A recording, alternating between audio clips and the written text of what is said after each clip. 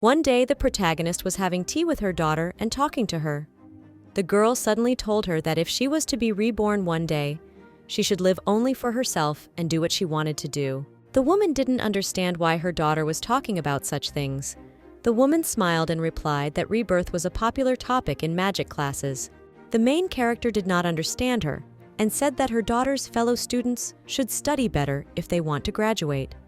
But the girl continued and remarked that even if such a thing happens to her mom, she will still be her daughter. She added that since she was Baron Heldy's daughter, she would not get a status higher than Countess in the future. The girl was sure that when reborn, her life and the lives of others would not change dramatically, apart from some small things. She admitted that if she had the chance, she would not hesitate to give up her mother.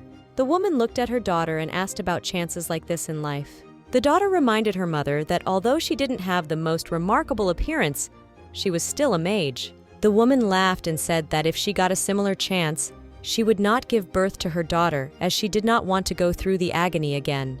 The girl asked her mother to meet another man who would understand the paintings that her mother painted, not her father. This amused the woman, as she realized that her paintings were no better than her daughter's grades in magic. The daughter suddenly remembered that her mother had once told her that she had a first love, and then she asked her mom to confess her feelings to the man she fell in love with when she was young. Time has passed, and the protagonist has had an accident. Her carriage overturned.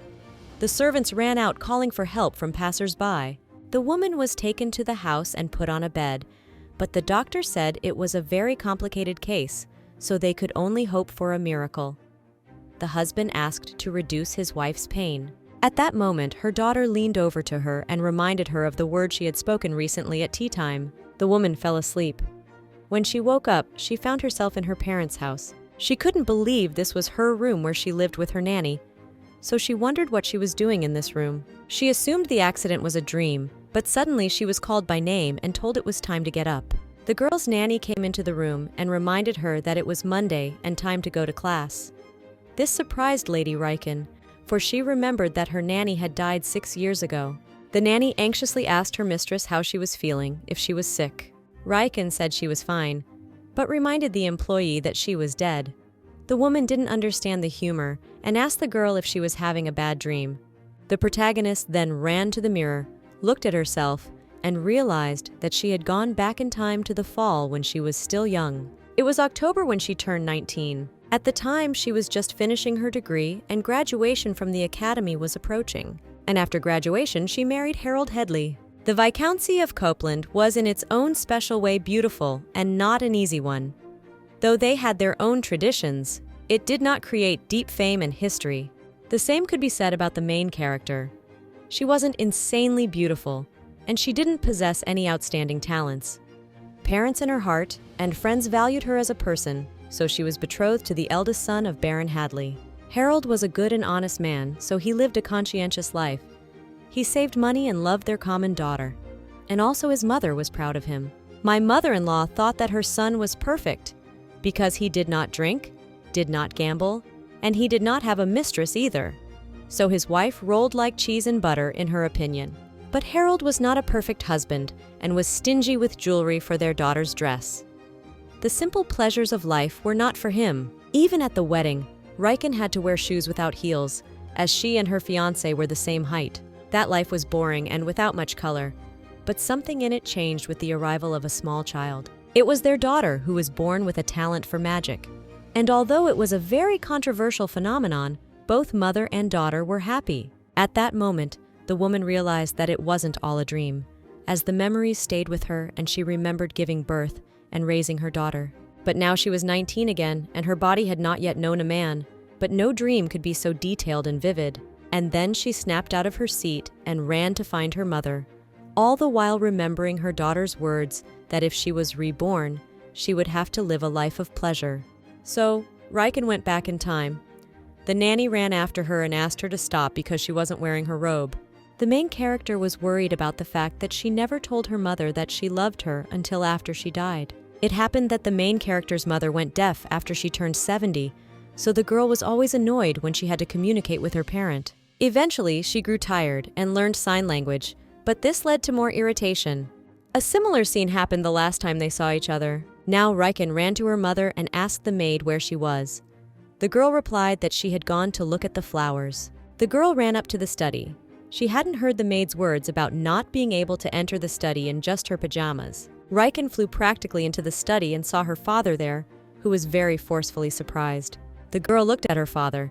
She remembered him as a very strict man, but then she had gotten dementia. He aged quickly and started acting like a child, so over time it became very painful for her to look at him. The father pulled his daughter close to him and began to calm her down, asking about what had happened. Then he turned to his guest, Sir Sterl, and asked him to wait a little while. The guest said he would wait. And then the girl realized that in front of her stood none other than the guy of her dreams, which confused her, as she had never been in such awkward situations before.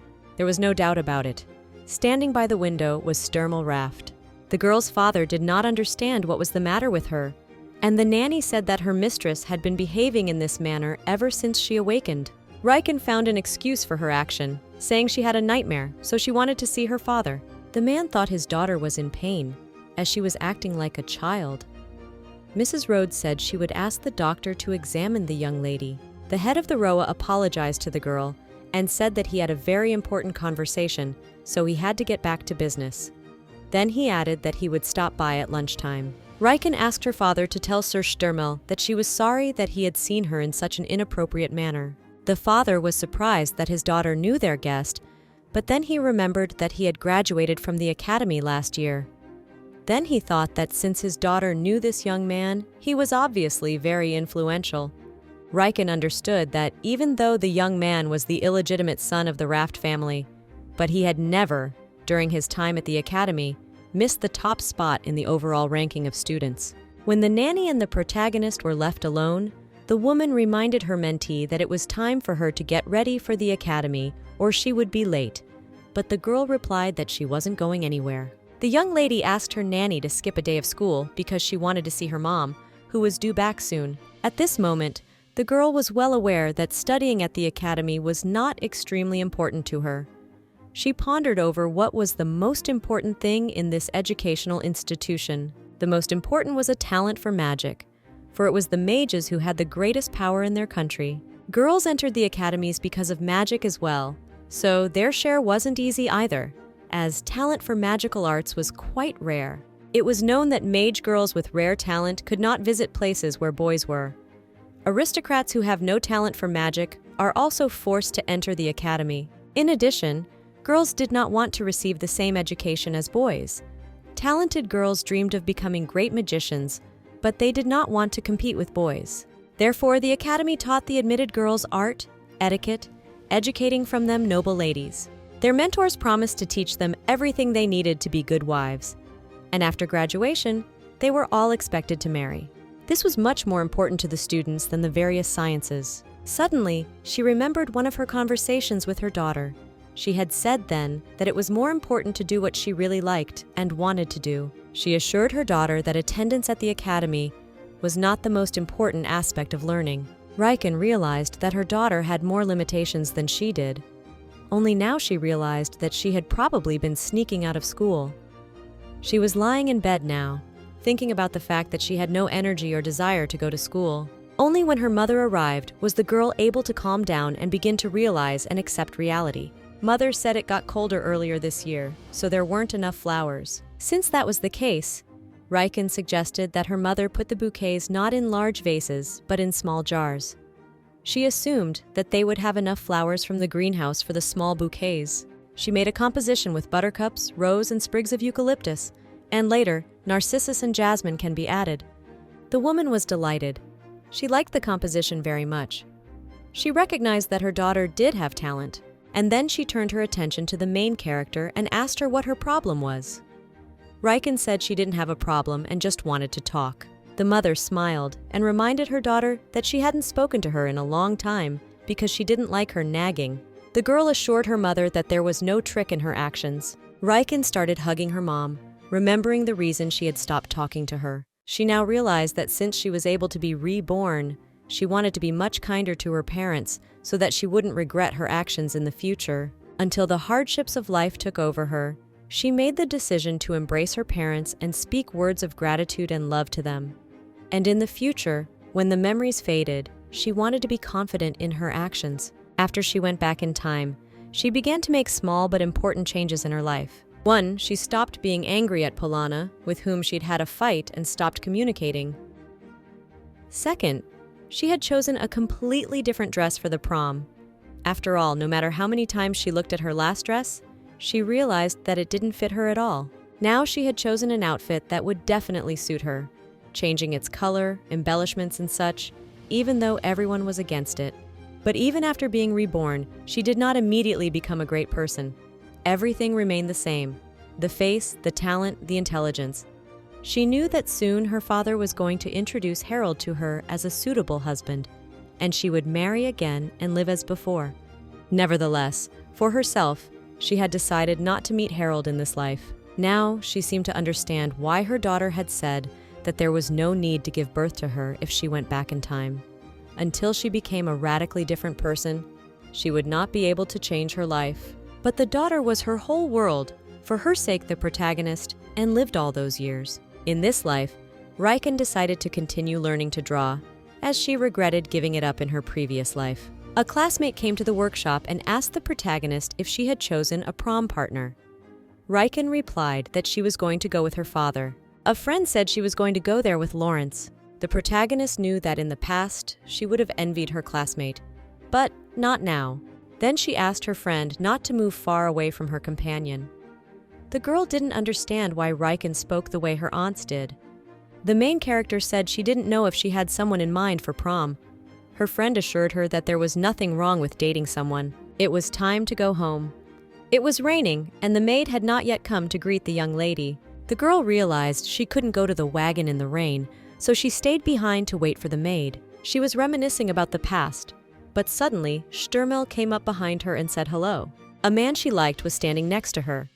It was raining, and she realized that she seemed to be in an interesting situation. Riken was worried about him seeing her a few days ago in ridiculous pajamas. The girl had no idea how she was to communicate with him now, or how to address him. The man looked at her and said his name was Sterl Raft. The protagonist crouched in a curtsy and introduced herself as Riken Copeland. The girl apologized to him for the last time she had appeared before him in an inappropriate manner. She said she had nothing to apologize for, and the Viscount looked very agitated. The girl thanked the young man for worrying about her father, but assured him that nothing terrible had happened then. There was an awkward silence afterward. Riken knew that the Mage Tower was located at the academy, so it was no surprise that they had just met. The main character knew that this guy was a real genius, though not many people still knew that now. The young man was a unique mage who possessed two elements at once, water and wind.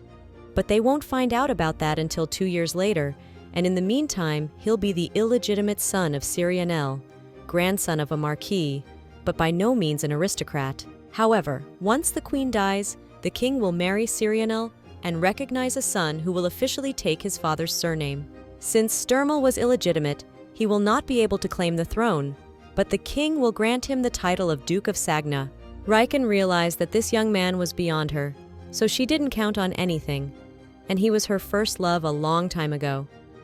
And although she had an interesting conversation with her daughter, she didn't think seriously about a relationship with him. The protagonist realized that this guy in front of her was very young and not like the Duke Sagna she knew and secretly admired. She remembered that she had always found him attractive, but one of the problems was that she was older than him. But as it was, right now her heart fluttered at the sight of him. Sterl was just as she remembered him. He had a mild and calm demeanor, creating a cold atmosphere around him. The girl was so much immersed in her memories that she did not immediately realize what the young man was asking her. He wondered if she was standing there because she did not have an umbrella or for some other reason. It was so. After all, if she went out in the rain, her dress would get wet and ruined, so she waited for her maid to come. The young man continued to show interest. He asked her if she was cold standing there. Riken admitted that she was a little cold, but if she got cold at all, she would go into the workshop. Sterl looked surprised, and the girl added that there was a painting circle workshop in the main building. But the girl did not quite understand him correctly. The fact was that he knew that there was an art club at the academy, because he had seen the exhibitions that the members of the club held in the main building. This news confused the girl, for she remembered that few people attended their exhibitions. But one of the few who came was Sterl. This was news to Riken. She continued talking. In her opinion, there were few people in the academy who were into drawing. Most of the students wanted to be visible, so some of them stood out for their studies. Others showed themselves in relationships. Magicians strived for the top. Future heads of families learned management, and drawing was a hobby for those like her, who had a lot of free time. The young man didn't understand her train of thought, as he didn't think she was shy, and that was because of that awkward incident in her father's office. The girl sneezed and immediately caught his strange look. He apologized for forgetting his manners and detaining her in such a place, and asked her permission to walk her to the carriage. Riken was surprised. She thought he was standing there with her because he didn't have an umbrella either. But that wasn't quite true, for he had begun to conjure and said that since he was a wind mage, he could easily control the weather on days like this. After the guy finished conjuring, he held out his hand to the girl in an inviting gesture, but she hesitated whether to accept the help or not, though she remembered him as a cold-blooded and calculating duke who wouldn't use magic to guide a stranger to the carriage. But now she was accepting his help as she thought her luck had smiled on her this time. They were walking on practically dry grass that Sterl had dried with magic, and then she smiled dazzlingly and said he was the one who was incredible. That confused the young man. The girl looked delighted, but in no way surprised, which the future duke said at once. Riken recognized that right now it felt like she was inside magic. The young man led the girl to the wagon from which Penny ran out. She apologized to her mistress for being late, but the lady had no intention of scolding the worker. The girl was getting into the carriage. She was excited to have a new memory with the future duke. At that moment, she remembered her daughter's words again, but she assured her that he would not reciprocate her feelings as he was a future duke and a great mage. But nevertheless, her heart was pounding frantically.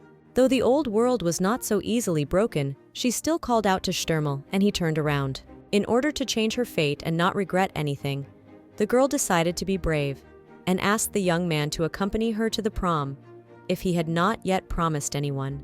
This request discouraged the young man, and he did not know what to answer. And then he smiled and said that if Viscount Copeland gave his consent, he would be happy to escort her to the prom. This made the protagonist unspeakably happy. But the girl's mother did not share her joy.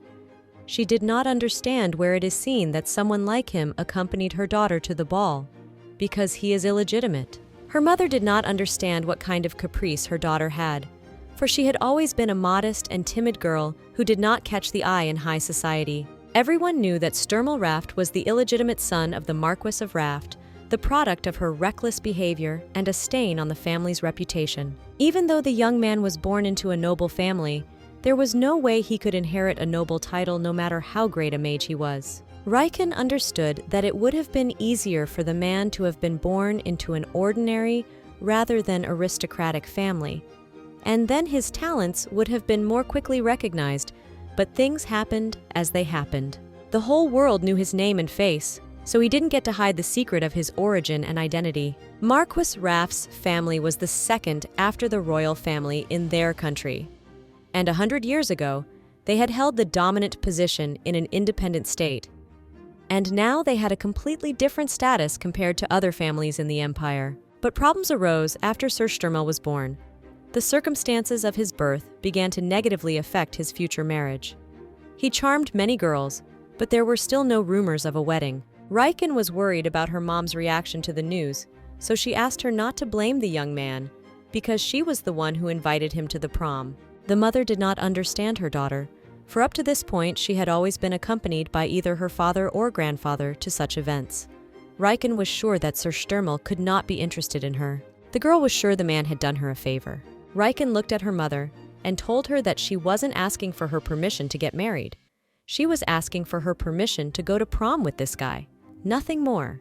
The mother and daughter hugged each other. The woman was surprised that her daughter was behaving like an adult. Lady Copeland realized that most likely her girl wanted to remember her prom, and she would probably be bored going there accompanied by family members. Riken wondered if her mother had wanted to remember her prom.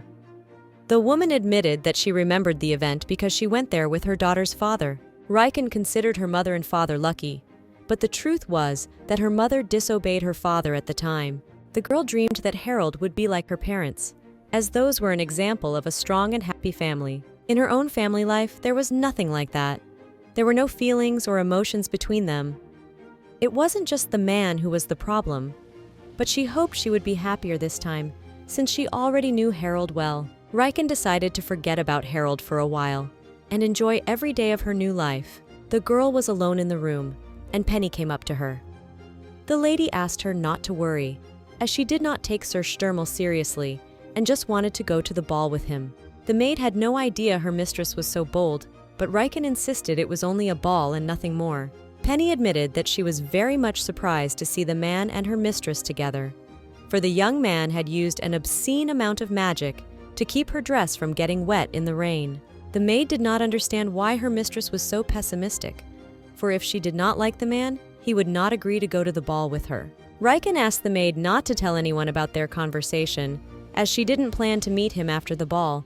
As the high society was very fond of gossip, Penny rejoiced, for she longed to see her mistress happy. What happened in the past was that the maid suddenly quit her job and married a man 8 years older than her because she became pregnant. Riken asked Penny to let her know if she had a lover. Penny said she didn't have anyone, and mistress said to tell her if she had any problems because she cared a lot about her and wanted to help. After this conversation, the girl sat down to write a letter to Sir Sterl.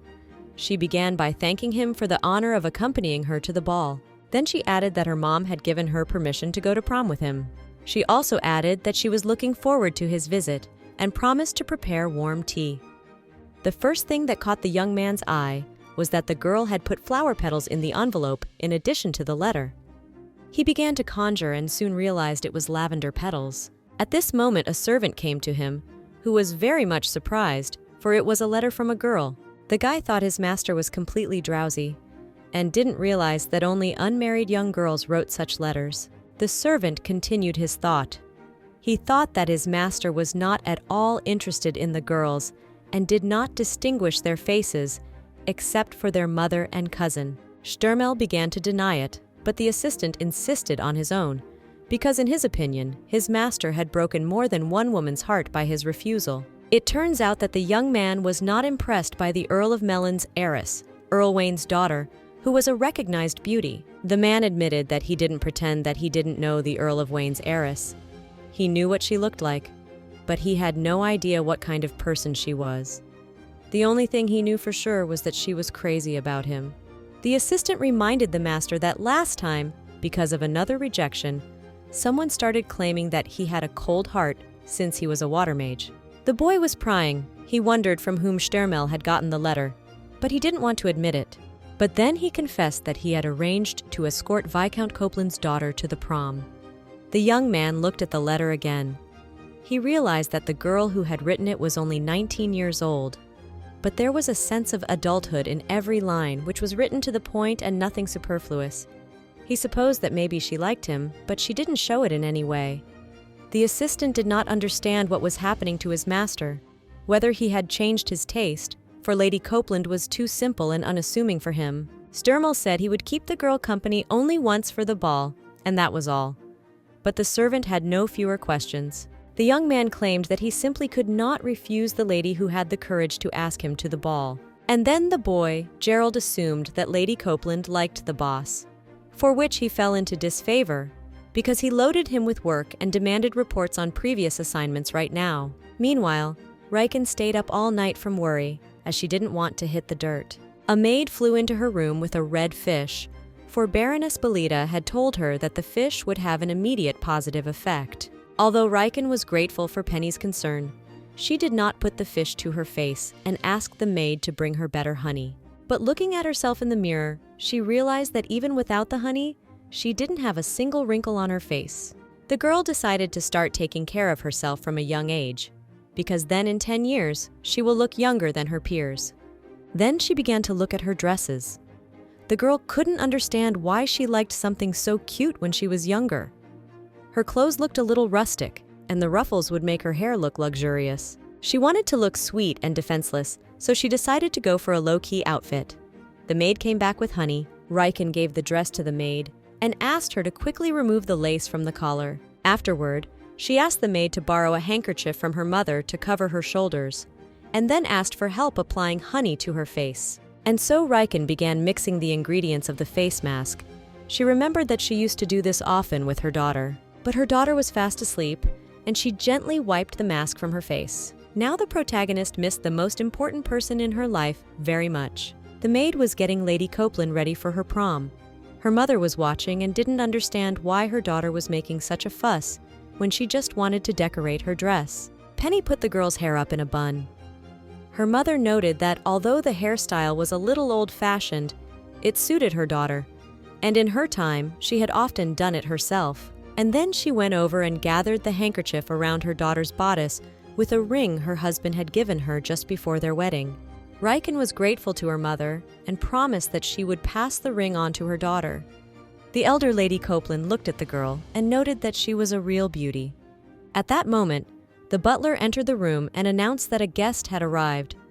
Riken went quickly down the stairs, where a mesmerized Sir Sterl was waiting for her. The man handed the girl a bouquet and said he had prepared a small gift for her. Riken accepted the bouquet and looked a little confused as this was a momentous occasion for her. It seemed to the young man that she did not like flowers, but it was not so, and she invited him to come inside and have a cup of tea. Sterl gave her his hand and she accepted it. Thus they went into the house. They entered the house and Riken explained that they were in a room that used to be used as a music room. But now no one in their family plays musical instruments, so it is used for small tea ceremonies. Besides, if you opened all the windows, you could see the garden, and since the day was hot, the girl thought it would be appropriate to spend time here. The young man noticed that there were ginkgo trees growing in the garden, and Riken said her mother had planted them. The girl admitted that they don't have a particularly large and unique garden, but there are many trees whose leaves fall differently than most others, so the foliage looks very romantic. Sterl admitted that he knew what she was talking about, as walking on fallen leaves was much more pleasant than on asphalt. Riken asked the maid to bring the vase and thanked the young man for coming to visit her. Afterward, she smiled and said she would try not to make him uncomfortable, but the man realized that he was the one who could hurt her, as she even had to ask her mother for permission because of him. And then he added that he originally thought she had asked him to accompany her to the ball because she was in some kind of ignorance as to his identity. So it seemed to him that when she found out the truth, she would send him a letter of apology. At that moment, Riken realized that Sir Sterl was different from other bastard children of aristocrats. After all, when his mom Sirianelle was dumped by the man who was supposed to marry her, she was already pregnant. And then began the gossip about what had happened to the Marquis's daughter. Everyone wanted to sting her, because her behavior was unacceptable. Everyone was pointing fingers at her for having a child out of wedlock. Riken, on the other hand, assured the young man that he and his mother had no reason to worry about her and her intentions. He was surprised and took the cup to hide his embarrassment. He realized that not many people stayed around him out of good faith. The girl was now already embarrassed, as her motives were quite different and the guy didn't understand them. The maid brought a vase, and Riken asked Sterl why he had bought asters and not other flowers. After all, they weren't often used for bouquets. The young man said they caught his eye and thought the bouquet was not to the girl's liking, but she admitted that she liked such flowers better than roses or lilies. She said she would put them in her room as they would perfectly decorate the furnishings there. The girl said that later she would pour water into the vase, and the man clarified what kind of water she needed, whether she should add something else. She thought about it and added that she should add some sugar. Using Vodi magic, the young man conjured water and sugar and moved the bouquet into the vase. Riken was surprised, for the sounds of her daughter's spells sounded like a xylophone, but her lover's sounded different. The girl thanked the guy for letting her see his magic for the second time. He argued that it was nothing special, since this kind of thing was learned in the first stage. But to her, his skills were at a high level and seemed like something incredible. At this moment, Riken realized that Sterl was embarrassed and said that maintaining magic for a long time was really not easy. Just then, a maid came in and brought on a tray what her young mistress had asked for. The young man did not expect her to wear a dress of purple color because although he was far from high society, but he had heard that they preferred bright-colored outfits. Lady Copeland admitted that the color red doesn't really suit her, so she decided to wear what suits her, not what's trendy. Then she held out a small gift to the young man as a thank you. Riken was sure that there would be no problem, since the young man had prepared a suit of delicate colors for the occasion. And since he had accepted her invitation, he could accept the gift as well. Sir Sterl accepted the velvet handkerchief. He realized he should have stopped there, but he couldn't. The young man couldn't resist and asked the girl to help him choose and create cufflinks to match his costume for the prom.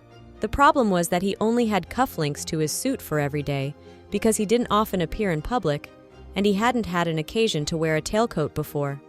Sterl realized that if she wore cufflinks that were too plain, they wouldn't match her outfit and it would be out of etiquette. Riken, however, realized that in this way he was suggesting that she meet again. Because of her silence, the young man assumed that she didn't want to cross paths with him unnecessarily, but she was happy to receive such an offer from him. So the young man left, and Riken asked the maid to leave her alone with her thoughts, as she had some things to think about. The protagonist looked at the bouquet of flowers and reflected on the fact that she had agreed to meet with Sterl one more time. The girl realized that she had managed to survive this meeting, but what she should do next time was still a question, and it was hard to call their communication a strong progress. To top it all off, she was worried about what she should do with Harold, and on the other hand, she reassured herself that nothing had happened and this would just be another friendly meeting before the ball. And now, the day of the new meeting has come. But before that, the protagonist met with her friend, who was overwhelmed with emotions about the fact that she found out that Riken goes to the prom with Sir Sterl, and in addition they have a date today. Even though Riken had asked Mariella to keep her voice down, she couldn't contain her impulses. The girl wouldn't shut up. She couldn't believe what she was hearing, because Riken was saying it, so it sounded very unbelievable. Lady Copeland had indeed not long ago agreed to marry whomever her father chose for her, and today she was making all this trouble. However, Riken assured her friend that it wasn't a date, and they were just going to buy him cufflinks for the banquet, which was exactly what Mariella thought a date was. The girlfriend hoped Riken wouldn't go shopping alone with Sterl. She didn't believe the girl's mother could allow them to be alone together. Lady Copeland said that they would be accompanied by Mrs. Rod, and her friend asked her if she thought the young man liked her. This seemed impossible to Riken, since they had only seen each other twice.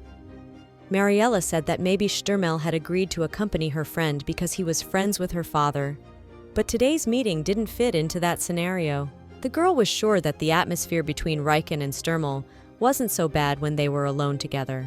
Lady Copeland realized that this was true, but the trouble was that 2 months after graduation, she would meet Harold, and she owed it to herself to meet her daughter again in the future. At this moment, Polana came up to the girls and asked what they were secretly talking about.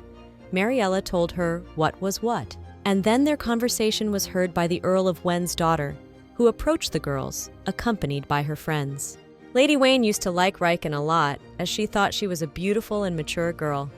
But now she was beginning to realize that it was only a screen. Riken had noticed that even though they were the same age, they hadn't really bonded before, but she was glad they'd gotten a chance to talk today. Lady Wayne insisted that Riken tell her what she had been talking to her friends about, and she decided to tell the truth, that she was going to the prom with Sir Sterl. There were different rumors among the girls of the academy, but it was known for sure that Sterl refused and ignored everyone. Lady Wayne was one of those girls, but nevertheless, she asked Riken to keep a low profile, so that their idol's favor would not go to waste. As soon as Lady Wayne left, Polana spotted a bird of water in the sky not far from them. It was magic, and Sir Sterl began to speak to the girl through it. The man wasn't surprised at what she knew about magic, and the girl added that she only knew basic things, but had never seen anything outstanding, like she did now. Riken added that he's an amazing magician. The young man thanked her for the compliment and asked if she was out of class. She informed him that she was about to leave the academy. Lady Copeland suggested that he meet him near the main entrance, but he said he would walk up to her building, as it would be impolite of him to make her walk much. The girl's friends had been following her conversation with Sterl. They thought it was all very exciting, even though she said they were going to buy him just cufflinks, and then she went away remembering Lady Wayne. Riken walked down the corridor and realized that she had indirectly but annoyed Lady Wayne. She was afraid there might be trouble. Suddenly she felt a strong pain in her foot and thought she had put on those uncomfortable shoes for nothing. The heel of these shoes was high and thin, and it was difficult to walk in them unaccompanied, so she hadn't worn them before. Now she regretted her stubbornness and childish behavior. At that moment, she was called by Sir Sterl, who was hurrying towards her. The first thing he offered to do was to carry her books, but the girl claimed she had no trouble doing it herself. But the young man would not listen to her and began to take the heaviest books. He said that although they looked thin, they were heavy together, so it would be better if he carried them himself. Sterl noted that the maid had not come for her again, as she had the first time they had met at this very spot.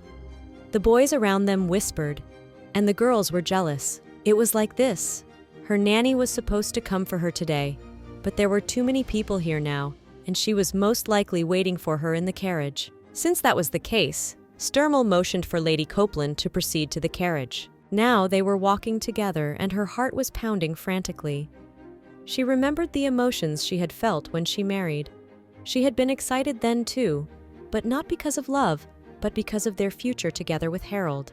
Next to Sterl, she could walk freely in heels, as he was tall enough as it was, rather than having to adjust to him. Riken realized that she was partly being a fool, because she had no idea what she would do if she really loved him. The man noticed that his date was too quiet, so he asked her to tell him right away if she didn't like something. But she was fine with it. It was just her first date. And so they reached the carriage, where Miss Rode was waiting for them, who, though she tried to feign friendliness, was not very good at it. As they rode in the carriage, there was an oppressive atmosphere in it. No one interrupted the silence. Nevertheless, Riken soon inquired where they were going, but the man smiled and said it would be a secret. The girl had no idea where they might be going, as it was definitely not the road to the jewelry store. They arrived. The coachman opened the doors for Sterl and informed him that he had brought them to the address indicated. The man then helped the girl out of the carriage, for which she thanked him. The first thing Riken smelled was the smell of paint, which let her know that they had arrived at Inzola Street. Lady Copeland was surprised, as they were on their way to pick out his cufflinks. But he told her that they had come here because he remembered that she was fond of drawing. The young man suggested she walk a bit, as there was a great artist store down the street. But if she couldn't go, they could choose another place. But Riken didn't want to change anything, as she had always dreamed of visiting this place. It was a special place that she dreamed about in her dreams. It was a paradise for artists, so craftsmen from all over the continent came here to get the materials they needed. Sterl could not believe that the girl had never been here. She confessed that the butler bought everything she needed for painting, as she could not visit such places alone. The young man offered her something to pick out for herself, since they had come here after all. The man could see that his companion liked his idea, but he also realized that he needed to ask permission in advance about where he could and could not go, and looked forward to the new meeting as a matter of course. At that moment, Riken noticed that Sterl was smiling and asked him what it was about. His answer was simple. He was glad to be here with her, because he realized that the girl had the ability to make people around her feel comfortable. They arrived at the shop and were greeted by the owner, named Kartal. Sterl told him that today his companion, not he, would be buying paints and introduced her. Riken noticed that there were many paintings in this store. They were by young artists, and the aristocrats who came to the store were looking for masterpieces by famous masters and did not perceive such a style. So they went up to the second floor, and there the girl found many rare materials that were very hard to get in the kingdom. She also heard for the first time that the Kingdom of Frozen made pencils. But that wasn't quite true, and Kartal told her in confidence that they called frozen pencils the wooden pencils from the principality. Sterl was pleased that Riken was enjoying everything, and her nanny, watching all this, did not look happy, as she did not expect her mistress to be interested in this man. The woman didn't understand why Riken's parents allowed her to date him. After all, he was the illegitimate son of the Raft family. Riken's eyes widened as there were so many different new, amazing materials that even smelled different. For some reason, the girl thought the young man might have painted or done sculpture, but he had never painted anything. Sterl, on the other hand, said he came here to look at the paintings on the first floor, which is how he got his interest. The young man added that he came here because of magic. It was known that among practicing water mages, there were those who could not immediately recognize their power if they had more than one stream of water. So, if you add paint to one of these streams, it becomes easier for the magician to distinguish and control them. But Cartel burned the client's office and said he knew very well that the young man himself was interested in painting, because last week he had bought a sketchbook and pencils. Sterl was embarrassed and said that he too could do sketches, but he had no talent for it at all. Nevertheless, he asked the girl to show him her work, as she must be very good at drawing, but she wasn't sure about that. The store manager said that Sterl could depict streams of magic on canvas, but the man said that the mere mixing of colors without intention could not be called art. Afterward, Sterl said he came to look at a few variations of purple paints to see how they would interact with water. And then he showed a cufflink.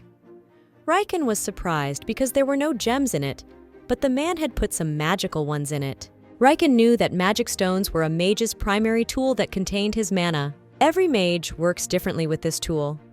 Often they will use something directly from which they can quickly extract mana. Her daughter had created such a tool from a pocket watch, but she didn't use it much, as it was low on mana. Meanwhile, the shopkeeper offered Sterl several shades of purple of his choice and a small amount of water to test. And Riken asked Cartel to use the canvas and brushes and promised to buy them a little later.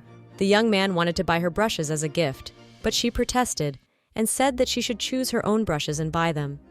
After all, this was the first time she had ever bought her own painting materials. And so she chose the color she liked best. It was clearer than amethyst and brighter than purple jade. Riken realized that if you looked, you could find jewelry with the same stones, but they were quite rare. The girl picked up on the fact that the man was right in that the paint changed color when mixed with water, but she had no idea which one would be suitable for creating magical stones. The young man thought about it.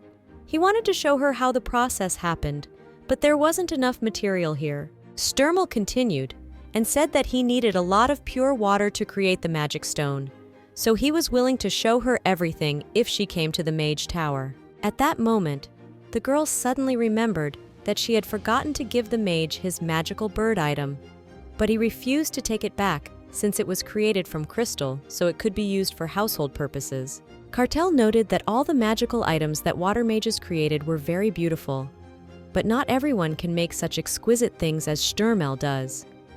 The girl also asked about whether this shop had items other than art items, or if there were magic items here as well. Cartel admitted that he liked jewelry more than magic items, as they weren't often bought for decoration by aristocrats. The owner then asked Sterl if he had thought of making some magical items for his shop. The man was even prepared to ask permission from the Tower of Mages for such an occasion. But Sterl refused, for he was a magician, not a jeweler. After that, he started to show the girl what to do with the bird.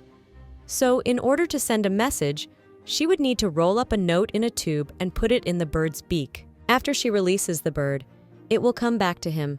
That way they can exchange short messages. Riken was surprised that the young man was giving her such an incredible thing. Sterl replied that the thing was very conspicuous, so it couldn't be used for anything important.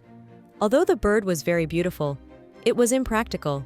The young man added that he wasn't giving her some incredible magical tool, for this bird had only one function, and when the girl wasn't using it, the item would only serve as a decoration for her room. And then he suddenly realized that the bird might have just not liked the girl, but it was just the opposite. She thought it was too valuable. The man persuaded the girl to accept the gift and told her that when she got tired of it, she would return the bird to him and he would use it for paper. To this she agreed. Once the couple was done with their shopping, Castell advised them to go to the Manhwa showcase. But Sterl was worried that they had to walk there, which might tire Riken and not please Miss Rod. But Nanny said it was all right if they walked a little. But the shopkeeper began to persuade the nanny to stay with him and have a cup of overseas tea while the couple took a walk. Miss Rode resisted at first, but then agreed to have tea, but warned Riken that if she was not back in an hour, she would go looking for her. Riken and Sterl went to the exhibition. The young man agreed with the lady that the shopkeeper knew how to ingratiate himself with other people and was like a friend who knows better what you need. It was the first time Riken was genuinely excited about something. She was having a lot of fun walking down Artist Street. Here, the girl found the works of young masters who had no name yet, and she liked them better than the works of famous masters, which could always be seen in any aristocrat's house or gallery. And on one of the paintings in the album, she saw Rodrigo's signature and thought that this must be the artist from the future. He would be the one who would become a world-renowned artist 20 years later. Unfortunately, his fame came after his death, and all his works were instantly sold out, and in the future they became very expensive and impossible to find, and now this painting was sold here and there where no one willing to buy it. But the seller would not even attempt to sell it. He said it was only a sketch, so could not be displayed in the house, and was not worth the attention of such a noble lady. Nevertheless, Riken asked how much the painting cost, because she wanted to buy it. She knew that 20 years from now, this painting would be impossible to buy for any money, but right now, it was only worth 1 silver coin. The problem was that she didn't have any money with her, but Sterl offered to buy it for her as a souvenir. He suggested she think of the gesture as a gift to the lady, which meant her mom wouldn't be mad. Riken realized that the price for the painting was very low, so she asked Sterl to pay 2 silver coins for it. But the man thought that even this money would not be enough for a gift for her. They paid the silver coins and asked the salesman to divide the money equally between him and the artist. The man was sure that the artist would be very happy about it. And she also asked that the artist be asked to come to visit her at Viscount Kaplan's house. The salesman was very surprised, and the girl asked that when the painter arrived, he should tell the butler that he had come to see Riken Copeland and be taken to her. If he came, he would receive a cash reward from her. The man bowed and said that Rodrigo would be very much welcome. The seller ran to meet the artist, and Sterl asked her if she would sponsor the author of the painting. Riken walked on and realized that Rodrigo would definitely become successful in time. She was sad that he would not see his success in his lifetime and would live in poverty all his life. The girl realized that she might not be able to fully sponsor the artist, but she would help him cover the cost of materials. Sterl looked at her and said that if she made that decision, it would be a real blessing from heaven for the artist. At this point, the young man added that they had no time left to go to the Rosenthal Gallery. Riken was sure that if it was like Cartel said, there would be works by notable masters, but they would still have time to go to the exhibition next week. She also confessed that what people usually called masterpiece, she didn't particularly like, because they were too noble and outstanding. In this, Sterl was in solidarity with her. He too disliked the robots that most people called art, so the girl asked her companion which painting he liked best of the ones he had seen. Sterl thought about it and said his favorite painting was untitled and amateurish. He also admitted that he was into art not too long ago. At this point, Riken felt pain in her leg. But when the man asked her if her legs were tired, she said they were not. But he could see perfectly well that she was tired. So he offered her a rest at a sidewalk cafe. Riken, however, was against it, as Nanny was waiting for them in the shop, and the weather was beginning to turn bad.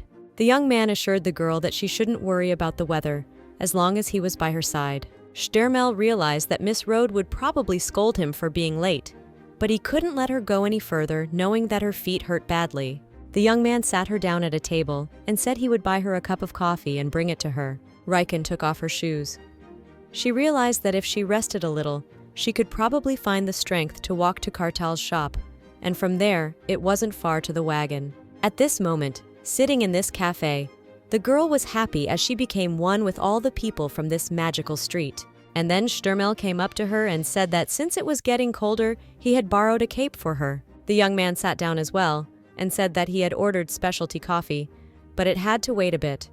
Riken replied that there was nothing wrong with that, and she would wait, as she wasn't particularly thirsty. The girl confessed that they in the house mostly drink tea and not often coffee, because she heard somewhere that coffee is bad for health.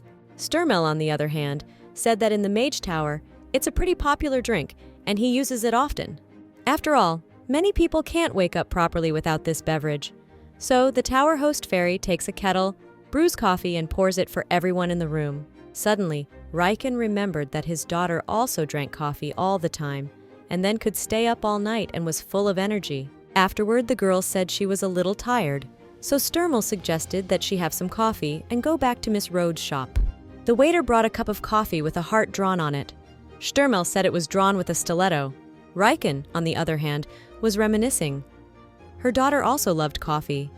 She had even prepared a machine at home to brew it herself, and later taught the servants to do the same. Riken was thinking too hard, so she didn't notice the young man addressing her.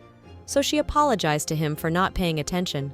They sat and looked at each other, and then he said that sometimes he felt like she was looking through him to somewhere far away. Riken lowered her eyes. She admitted that she had too many thoughts in her head, and so she was often distracted. The young man admitted that wasn't what he meant, and then noted that she was a little cold, and he also wanted her to focus more on him. The girl admitted that this behavior was too kind to her. Sterl, on the other hand, realized that he wasn't as good a person as she thought he was. He wasn't the kind of man who would waste his time on someone he wasn't interested in. He looked at her and told her that he was interested in her and was courting her like a girl he liked.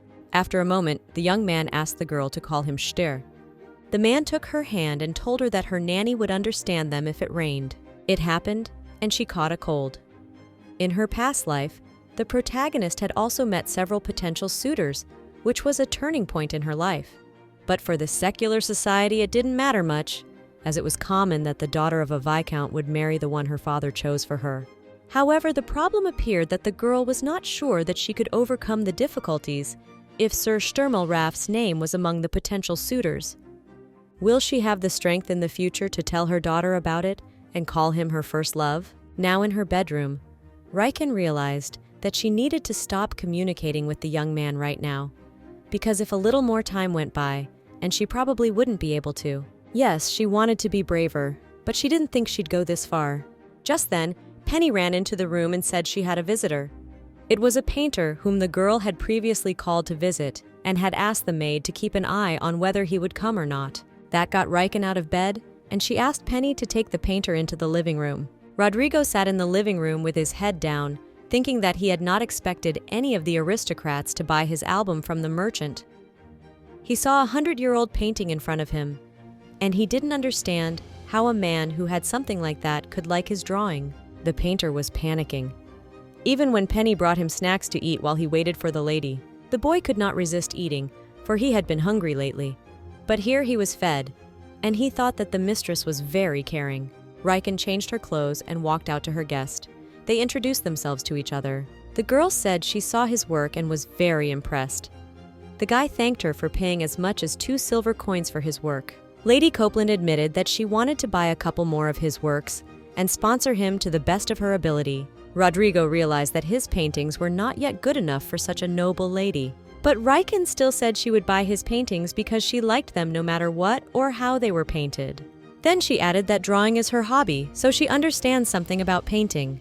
The protagonist claimed that she realized at first sight that in his work lies an amazing technique and sense of style, knowledge of the subject and emotion. The painter blushed as he realized he had received praise from this noble lady. Riken, on the other hand, confessed to the guy that although her family lives well, but they are not rich.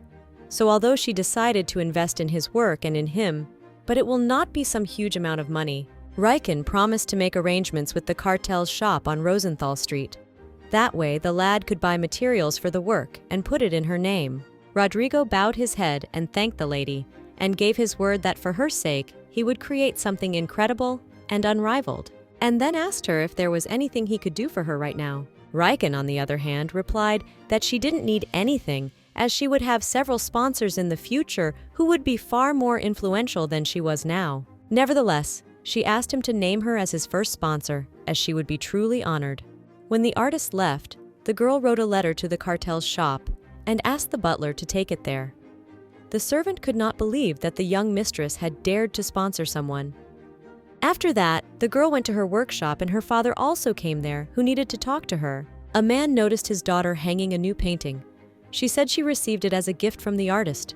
The painting was called Evening Dawn, and it now belonged to the protagonist. As soon as Rodrigo got home, he took this painting and gave it to Riken through the butler. In the future, this work would become his immortal masterpiece, which could not be valued in money. So looking at this work, the girl realized that it was too expensive a gift for her modest help. But Penny assured her that it was not worth returning the painting to the artist. The maid also heard that the works of this author were not so popular, so they were not often bought, and if her mistress returned the painting to him, it would hurt him very much. The girl's father was looking at the painting. He didn't like it too much, but Riken was delighted and wanted to hang it in the music room, since they had few guests there and it wouldn't embarrass anyone. The head of the family admitted that he was a bit surprised when he heard from the butler that she had decided to sponsor an unknown artist. The man realized that at her age, few people thought about such things, but he was glad that his girl had taken such a step. And now, though he was a little busy, he found time to have a cup of tea with her. Since that was the case, Riken decided to walk her father to his study and make them tea. He asked her if she liked going out with Sir Sterl, and she said yes, which reassured him, for he knew the magician was not a polite man. The Viscount realized from his daughter's reaction that they hadn't just bought painting materials, but he knew that he couldn't interfere in her private affairs just like that. But he couldn't allow them to see each other further either. The head of the family realized that Sir Sterl was a very dangerous person, as he was a powerful water and air mage and could cause various cataclysms and problems. Father and daughter were already sitting in the study, and the girl asked about how the latter had met Sterl, since neither his relatives nor her mother's relatives were close to the Raft family. Riken also knew that the Rafts were far removed from politics, so could not be connected to her parents' work. Suddenly, Sir Copeland realized that his daughter was ready to marry, for even now she was analyzing the situation and had always been a judicious child. The girl made tea, and her father told her that he had met Sir Sterl because of his work and a certain Orpen theory that was popular in the south. The dam there collapsed 3 years ago, causing a disaster. Then he was contacted by an old friend of his from the academy who worked as the manager of Orpen Manor and asked him to find a talented and powerful water mage. The Viscount realized that he needed to ask for help from the Tower of Mages, as the rainy season was approaching and the dam was badly damaged, all of which could cause flooding in the village and other areas. But when he came to the Tower of Mages, the young wizard informed him that there had been problems with the dam during the construction, so he had to prepare for the worst, as they had no free mages. Then Sir Copeland was upset and could not believe that there were no free water mages for such an important matter, for Orpend could not solve this problem on his own, so he turned to the capital for help. Nevertheless, realizing the complexity of the situation, the young magician suggested the Viscount to address Sir Sterl Raft directly. The problem was that the Viscount couldn't just go and ask for help, because there were many rumors about Sir Raft. Everyone knew that he had graduated from the academy with honors and had become a waterlord at a young age. The man wasn't sure if such a genius would want to help him on his own accord. Nevertheless, the Viscount went to meet him. He was worried that the young man would not even want to listen to him, but he was surprised that Sterl said that since Sir Copeland had been contacted, the matter was very complicated and decided to go there the same day. Besides, he didn't need any additional preparations as the water couldn't harm him. It was only thanks to him that heavy losses were avoided. Riken was surprised, as she was not aware of these events. The girl remembered that when her father died, Duke Sagna's personal assistant came to offer her condolences. It seemed to her at the time that it was a formal visit, since the Duke had sent him. So the Viscount told his daughter that they were acquainted but not close friends. Her father said that Sterl was an outstanding but rather cold person. But then Riken realized that the young man didn't know how to show emotion, but was willing to help those who needed it. After hearing this and thinking about it, said he wouldn't mind if she wanted a relationship with Sterl. The girl didn't understand her father, so he clarified that he wouldn't mind Sterl as her fiancé if he was the one who made her happy. He also said that although their mom would be against this relationship, but nevertheless her happiness was more important than anything else. But beyond that, the man felt that Sterl would have to prove to them that he could take care of her. When Riken finished talking to her father, she went into the room, where she was met by the maids and nanny, saying that a letter had come to her. The girl took it in her hands and knew at once who it was from. Miss Rod said that she would have to show it to her, as it was the order of the young lady's mother. Lady Copeland was hesitant to do it, but Nanny said it was all for her good. So Riken opened the envelope and flower petals flew from it. The man wrote that he was worried about her health, since they had been caught in the rain yesterday. He also said that he would be sorry if their meeting and the trip to the Tower of Mages were postponed. The young man remembered his promise to show her the method and process of creating magical tools, so he sent her an invitation to the Mage Tower. The flower petals were his answer to the lavender petals she had sent him last time, ended the letter with his signature, and saying he would look forward to seeing you. Miss Rode read the letter and realized there was nothing there to pick on. The nanny reminded the young mistress that she needed to get permission to visit the Mage Tower from her mother, Realizing that the lady was going on a date, Penny said she would give her a massage to make her look great. The maid also promised to wash the lady with rose petal water and make her a cucumber mask with honey after the treatment. And Riken realized that the maid wanted to do the same. And then the mistress suggested that her maid had fallen in love. Penny didn't want to tell yet, and Riken assumed that the girl was afraid she would separate them, but she still insisted that the maid tell the man. Penny replied that her lover was an ordinary man.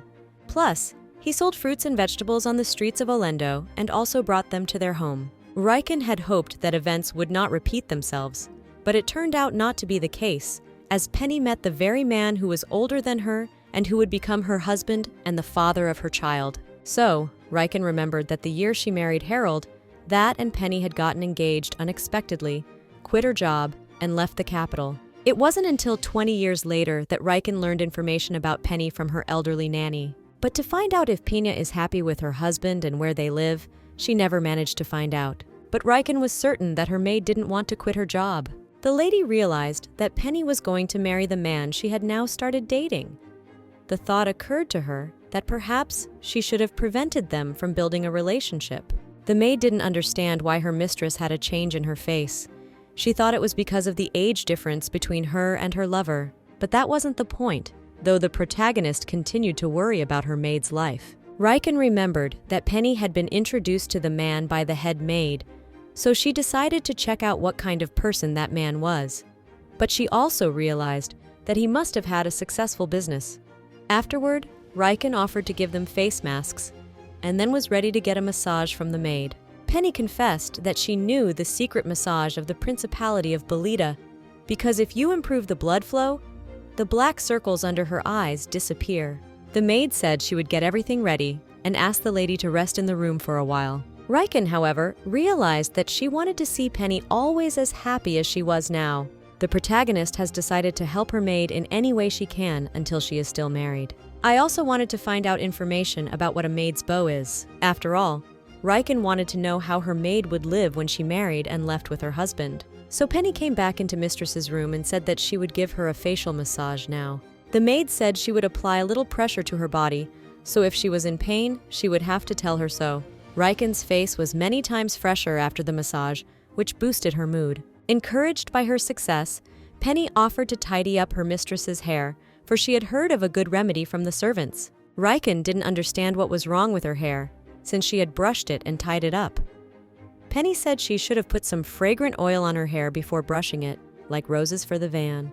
Penny continued and said that the oil should have been applied to the ends of her hair, and only then should she start brushing it. If she did that all the time, her hair would be long and beautiful, and when she walked past someone, people would smell the scent of roses. On one hand, Riken didn't want to do it, but when she looked at Penny, she remembered her daughter and wanted to do what the girl suggested. Night had fallen.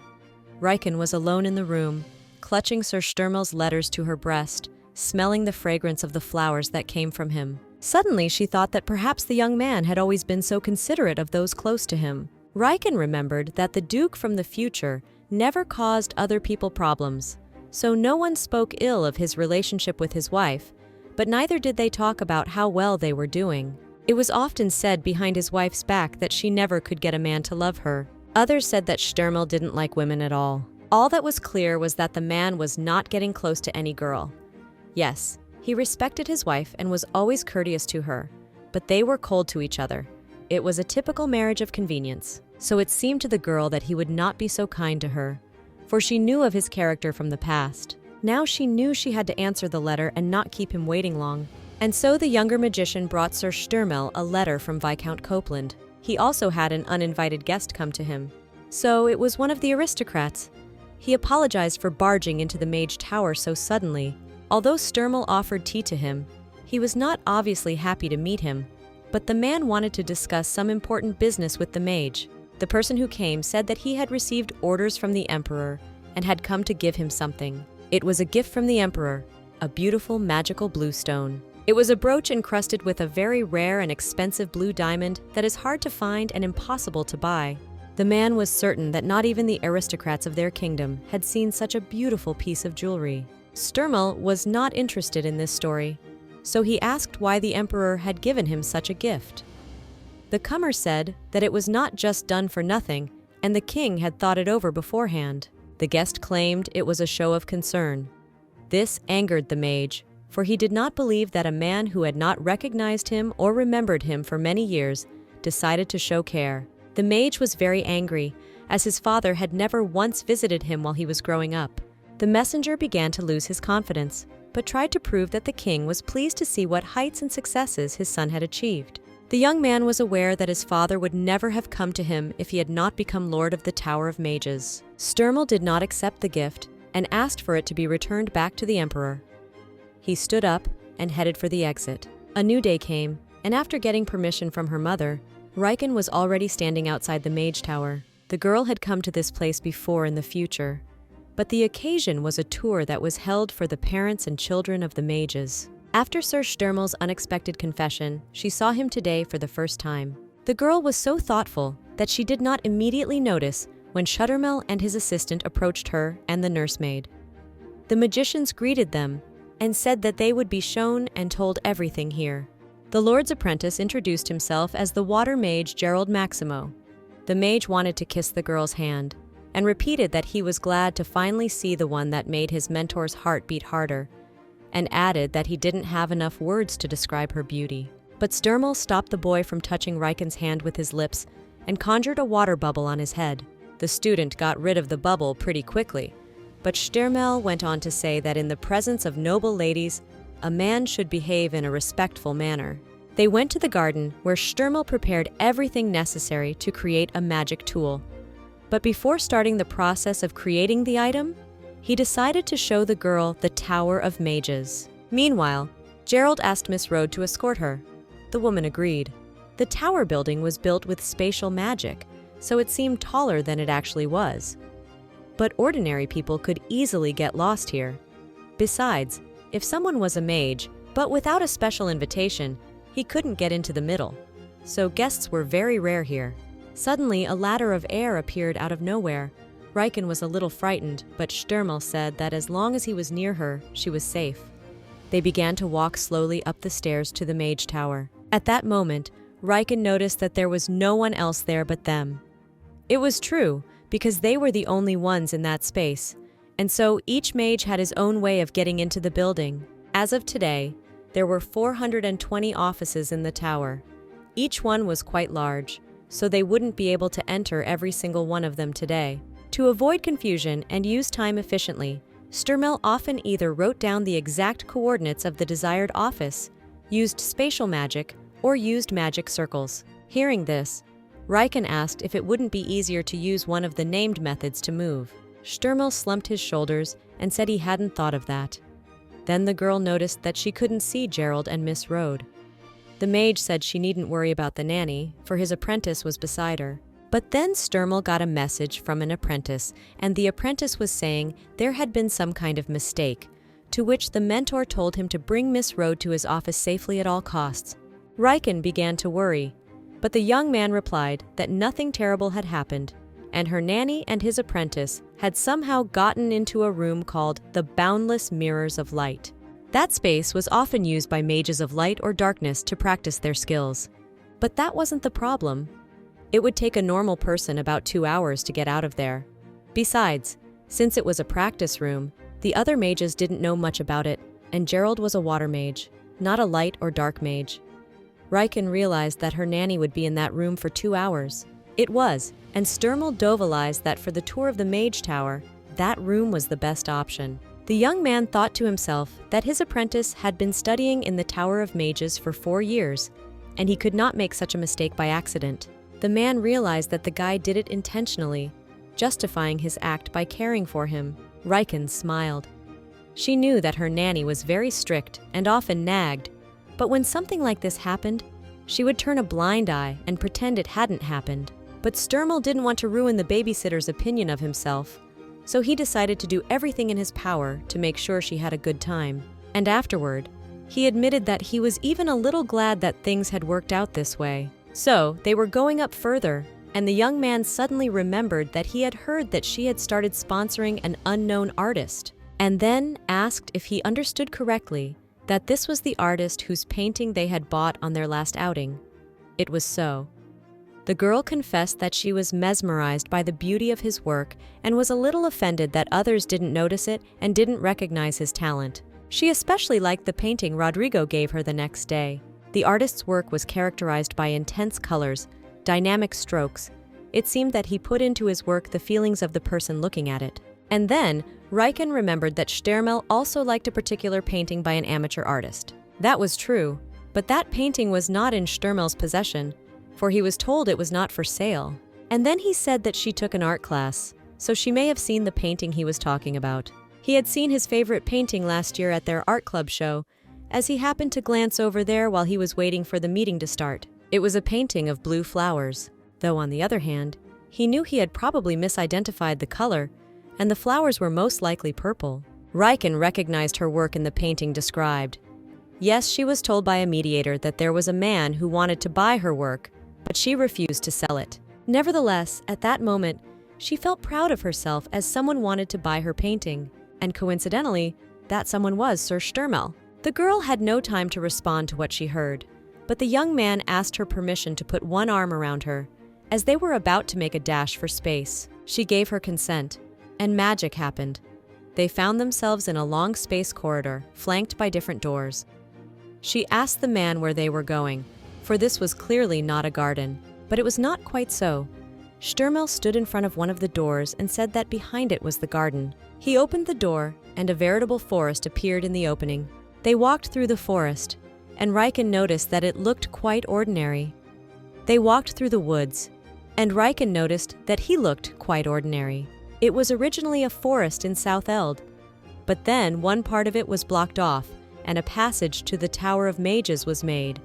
The first mages of the Tower land are in charge of it. Riken looked happy as it was very beautiful in this forest. The young man admired it and confirmed that it was indeed very beautiful here. They came to the lake, and Sterl explained that they would create the magic tool here, as it needed a lot of clean water. He explained that the boomerang effect was easiest to control here, but that there were too many people in the city, and the water needed to be spared. He then tossed a tube of purple paint into the air and cut it with a water spell. Then he cast a second spell, and Riken saw the water in the lake rise above her head in a flash. She even thought it was too much water for one tube of paint. The water spiraled around the stream of paint, changing its shape under the effect of the mage's new spell. And then a few seconds later, a beautiful purple magic gem fell into the young man's hand. He was beautiful, and the girl asked permission to touch him. The young man said yes. At that moment, Riken realized that this was the stone that Sterl would use for the cufflinks. She thought it was amazing that there was lake water inside the object. The girl didn't know much about magic, but she was sure that an ordinary water mage wasn't capable of doing something so beautiful. Sterl replied that he just had more mana, but the girl was sure it wasn't just that. The man was so free to use magic since they were inside the Mage Tower. He also noted that creating magic, giving it life, is not that hard. After all, if you prepare well and have everything you need with you, there is almost nothing impossible in magic. Usually, outside of the Mage Tower, a talent was defined as the fact that a person could create magic without much prior training. Sterl explained, in order to use magic without training, the amount of mana of the magician, the ability to grasp on the fly, and the specifics of the type of magic he possessed were important. The magician confirmed that if you prepare well and understand your desires and abilities, you can do anything your soul desires. He added that the Mage Tower was an isolated space, so all variables could be controlled here. Riken replied that she had always considered magic distant and incomprehensible. But after his story, she had changed her mind, and now magic was interesting and exciting for her. They were walking back, and a gust of wind almost blew her hat away, but the young man reacted quickly and caught it, placing it on the girl's head. But the adventure wasn't over as a white snake crawled toward them. But there was nothing to fear. It was a common messenger of one of the mages. Snake shouted for Sterl and Riken to go back to the study as they had already made the magic tool. It was the mage's apprentice who spoke of how it would be easier for his mentor to bring a companion to the study than for him to miss road to them. Sterl, however, made it clear to his apprentice not to rush him, for he might accidentally go to the wrong place too. Gerald said quietly that it was not he who was rushing him, but Miss Road. Riken smiled at that and asked the young man to hurry up and show her his office. After that incident, they continued to spend time together. Riken admitted that she had no idea that there were so many beautiful places in the capital. Sterl replied that Gerald had helped him make a list of them. The young man admitted that he spent almost all of his time in the Mage Tower and never went anywhere, so he was afraid he wouldn't be able to properly escort her. It was unexpected, but it added to her strength, and she asked her companion what had happened to him the day she had come to the tower, for he had looked a little sad then. Sterl replied that he had been visited that day by an emperor's crony. The young man said that the emperor never gave the appearance of knowing him or his mother. But on the day he became Lord of the Tower of Mages, he sent one of his underlings to greet him. But he would not accept the emperor's gift and sent it back with the man who had come. Yet he had not even the slightest idea where the power flowing in his blood would take him. Riken, on the other hand, looked at him and said that she could hardly help him in any way, but she was always willing to listen to him. So she asked him to share his fears with her, at least once in a while. They sat down on a bench, and the girl began to read the list of places Gerald had compiled for them to visit. There were a lot of them. The girl's friends from the academy often told her about half the places on the list and asked them to tell her about a place she'd like to go. Sterl thought about it. He realized it was the off-season, and it was hard to find a good place to visit. But next spring would be a good time. He thought in advance about where he could go in the spring because the seasons were changing rapidly. He was sure the girl would like his choice. Riken realized that this day would probably never come. And then she wondered if she could be happy in the moment, instead of thinking all day long that she missed her daughter. Would her life be okay if she let her heart flutter and have such strong feelings? After all, the problem was that she would forget that she was a mom when Sir Sturmelraft was around her. She never finished her daughter's portrait, as she had no reason to. But every time she looked at it, she began to miss her frantically. And then in her archives she found that painting that the water mage liked. Looking at it, she thought it might be appropriate to give it to him as a parting gift. Then she dismissed the idea, as she felt that there was to be no attachment between them. For some reason, the girl felt like she was acting irresponsibly. At that moment, Penny entered the room. Riken asked her to tell the coachman to load the finished painting into the carriage. The maid was happy for her mistress. She knew that she was going to be traveling to visit Mrs. Paulinet today, and had even counted the time to stop by the house and change her outfit. Riken replied to the maid that if it had been an ordinary meeting, she could have gone along with it, but since it was a tea ceremony, it had to fit the occasion. Penny asked about whether there would be men there. Mistress replied that there would be, and then the maid whispered in her ear as to whether it would be all right for her mistress to go to such a meeting, and whether Sir Sterl would not object to it. Riken was sure there would be no problem and asked the girl about her fruit vendor. The maid replied that they were doing well and met every weekend. Besides, he treated her well. That reassured Riken a little, but she urged Penny to tell her if he did anything she didn't like. So the tea ceremony at Polana's house was organized by her sister, Viscount Edgin's wife, the cold-blooded Olivia. When Lady Copeland entered the house, she noticed that the men had not yet arrived. But among the guests was the Earl of Wayne's daughter. Also, none of her close friends were there. The protagonist realized that Countess Wayne and the other aristocrats who gathered here had different statuses. Riken formally said hello to Viscountess Olivia, but then realized that since she was friends with her sister, perhaps she could have behaved more informally with her sister as well. Lady Wayne motioned for Riken to sit down next to them and sample the treats. The protagonist was late, for which she apologized and then asked if she had missed anything. And Lady Wayne assumed that she was referring to gossip, for example, about the Empress's sufferings. Lady Copeland was surprised that the Empress had been very ill for months. Lady Wayne said that the Empress did not want anyone outside the palace to know about her condition, so this information was kept from her subjects.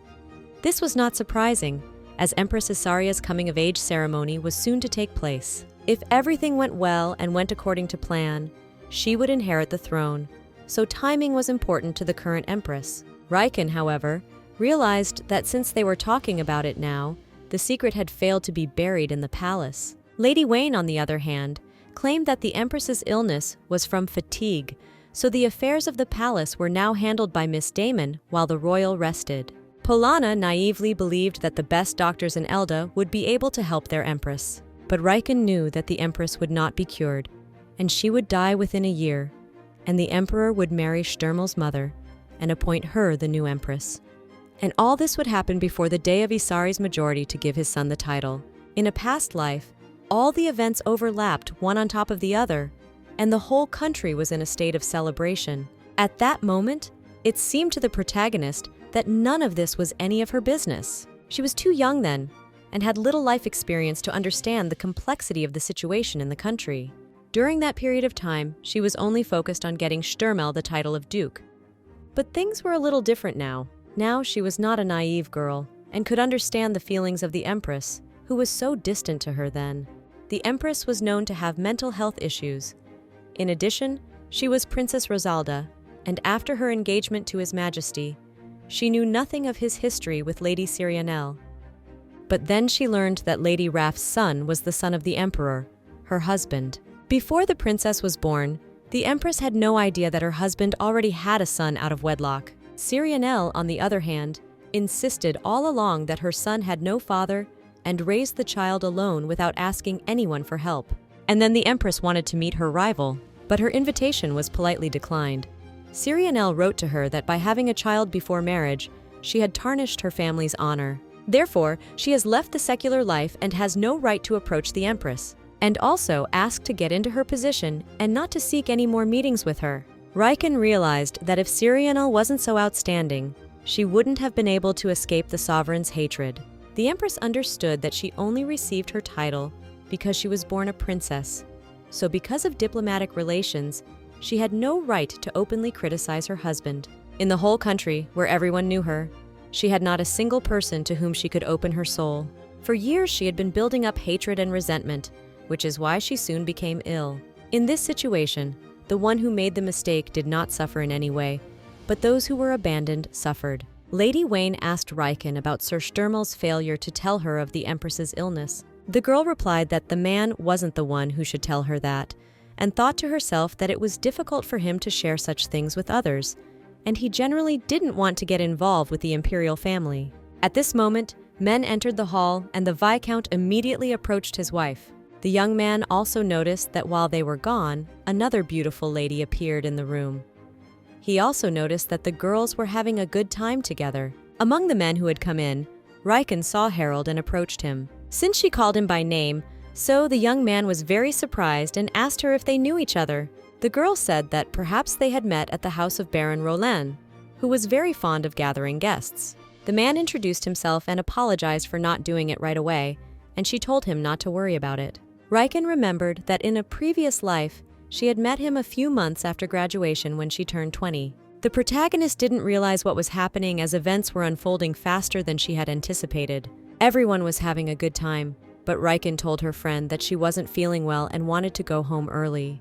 Riken too was beginning to realize that Harold remembered nothing of their life together in the past. She remembered his eyes, in which there was not an ounce of interest in anything, and his expression expressed hypocritical politeness. The protagonist cried in the carriage as she remembered that she had lived with Harold for a long 20 years and he remembered nothing about it. Riken didn't understand what she should do now. She suddenly realized that the future might have changed and she might not meet her daughter in the future. Now she began to fear that she wouldn't be able to meet her most favorite child in the world. The carriage stopped and Riken got out. She realized that it was winter outside now, though she had traveled back in time to when it was autumn. The girl was met at the entrance by the butler and informed her that a guest had come to see her. It was Sir Sterl, who had been waiting for her for about 3 hours in the music room. Riken wasn't sure she wanted to meet him, but she went to the room nonetheless, realizing that Sterl wasn't the kind of person who came to visit unannounced. The man stood with his back to the door and looked at the painting that hung on the wall, and he liked it very much. He admitted that he was quite surprised that it turned out to be her painting. The young man speculated that perhaps she didn't remember that he had already told her that this was the work he wanted to buy then, at the exhibition at the academy. Riken got embarrassed and said she was glad if he liked her painting. Sterl, however, realized that she had known for exactly a year that he liked her work, and he would have been pleased if she had told him earlier. But now the reasons for his fascination with the picture became clear to him, all because it was authored by her, and it was rare to find anything special and beautiful in the world.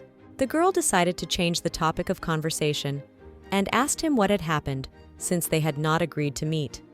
The young man explained that he had a conversation with the Viscount, but he wanted to meet her too while he was here. In addition, he informed the girl that he had to go home, as he had one very important business, so they would not be able to meet for a while. Riken asked if she'd understood correctly that he was going to go to the Raft family lands. It was just like that. He wanted to see and talk to his mother.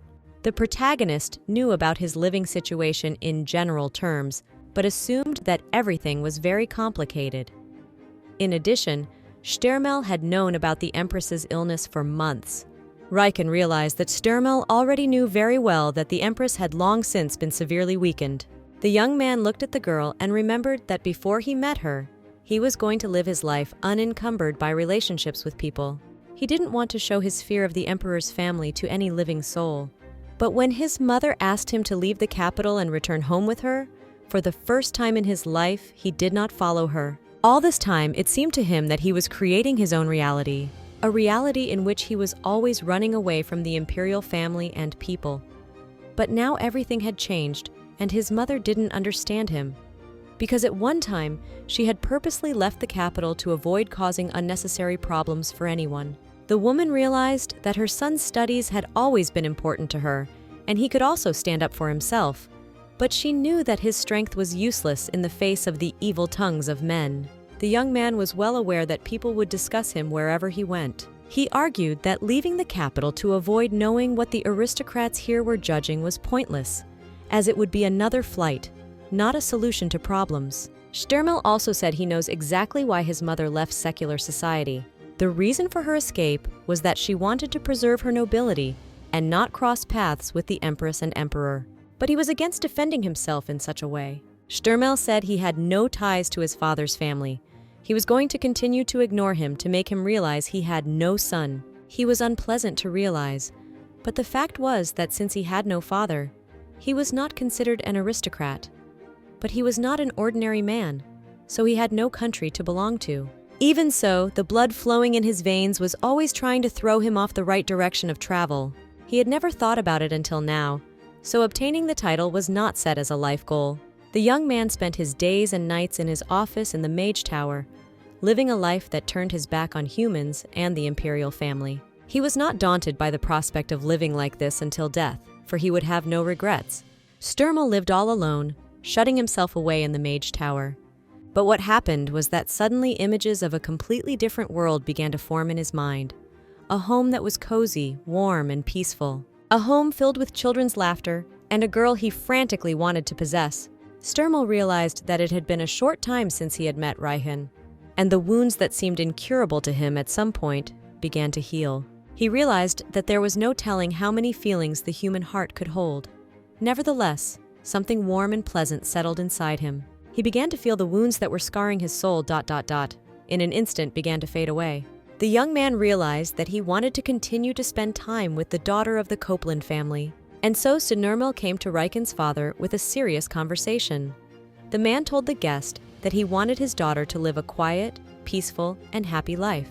Therefore, it wasn't a matter of whether the young mage could take care of it or not. The man knew that in high society, everyone ogled for status and title. But his daughter was different from the other aristocrats. He was sure that fame couldn't make Riken happy. To all this, the Viscount was well aware of the young man's situation, but he could not deny that the career successes and personal qualities of the aspirant for his daughter's husband inspired him with confidence. For that reason, he watched their relationship develop. After all, a good father would never interfere in his child's life without a good reason. Now the Viscount wanted to tell him something, even if it would sound rather rude. His daughter had family and friends and her own place in society, and Sterl, as Miss Raff's illegitimate son, was in a better position in society. The Viscount confessed that he could not allow their marriage union for the sake of his daughter's future, even if they loved each other very much. Sir Copeland realized that even if Sterl could sort out his status, it would not solve the problem, but would create a new one for his daughter. The Viscount continued by saying that they have a simple family who don't have much power and are not rich. But Sterl is destined for the title of Duke, and that makes them unequal. The man believed that the union of his daughter and the young man would make them both unhappy. Sterl admitted that he, too, worries about such thoughts. Nevertheless, he promised to find the best solution to the problem. The head of the Copeland family realized at this moment how stubborn the man in front of him was. Sterl, on the other hand, stood in front of Riken and told her that he needed to leave for a while, but he promised to be back for her senior prom, and the girl realized that she had a strong influence on this man as well. He wanted to discuss something important with her on his return, so he asked her to wait for him. Riken realized that the young man was preparing a declaration of love for her. She wondered what would happen to her beloved daughter if she agreed to marry a magician. She was sure that her daughter was the whole world to her. These thoughts and memories made Riken cry, causing the man to question what was happening to her. He feared he had embarrassed her, but the girl began to deny it, and then wiped away her tears gently, after which he couldn't resist kissing her tenderly. And Riken, responding to the kiss, realized she couldn't refuse this man. A little later, Penny went to her mistress's room and asked her if she was all right, for she had heard her mistress crying. Riken looked at the maid and asked her to leave her alone for a bit, as she wanted to be alone for a while and think.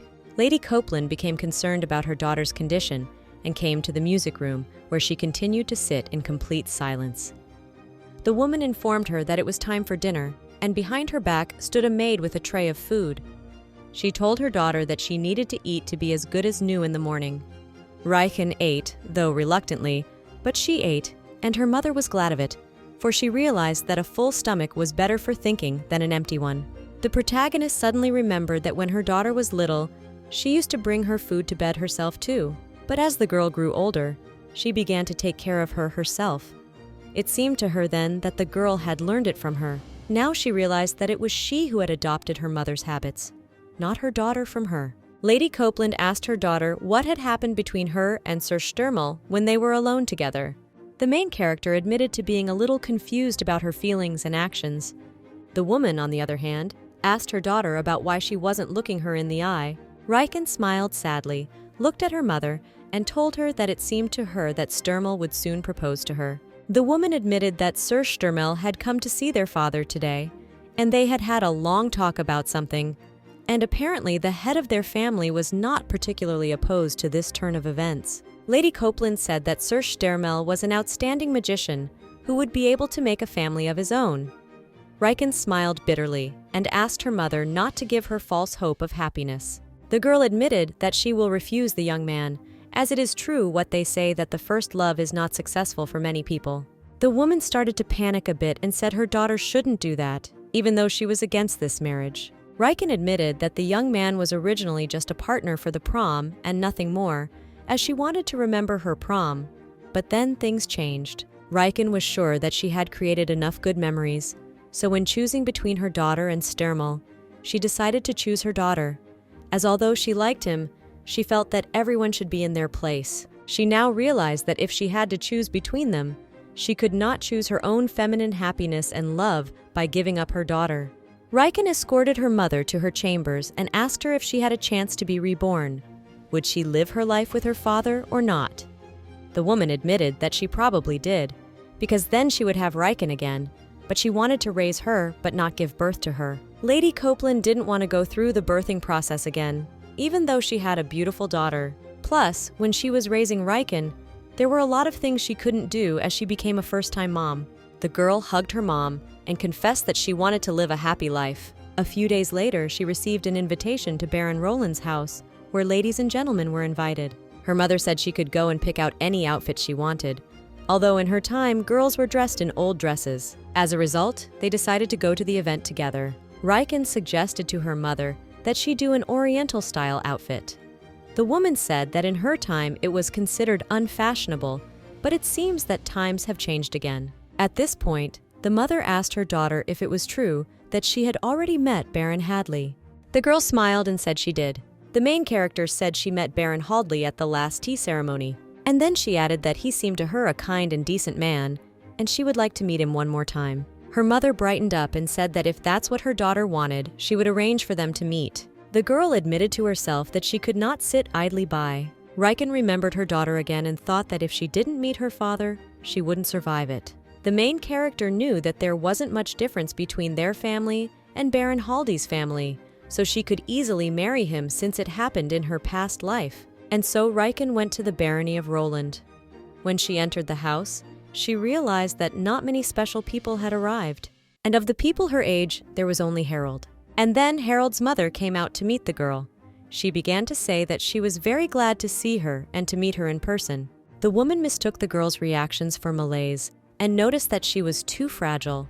Riken said she wasn't sick and her health was fine, sat down in a curtsy and greeted her future mother-in-law. The protagonist could not show this woman her weaknesses, because if she finds out that she has health problems, she will be against such a daughter-in-law.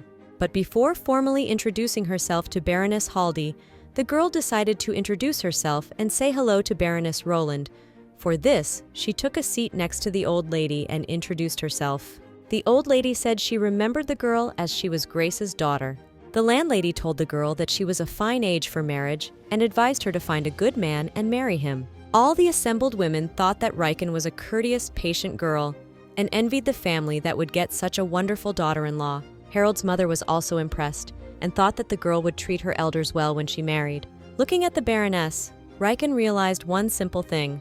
This woman was the one person she couldn't love and accept, even back in time. Her mother-in-law was always harassing her that she could not give birth to her son and heir, although she gave birth to a daughter, and tried to please her in every possible way, cooking, for example, pies. Even in front of her granddaughter, the woman did not stop and talked about having a son after 5 years of marriage, ignoring her son's requests not to start such a conversation.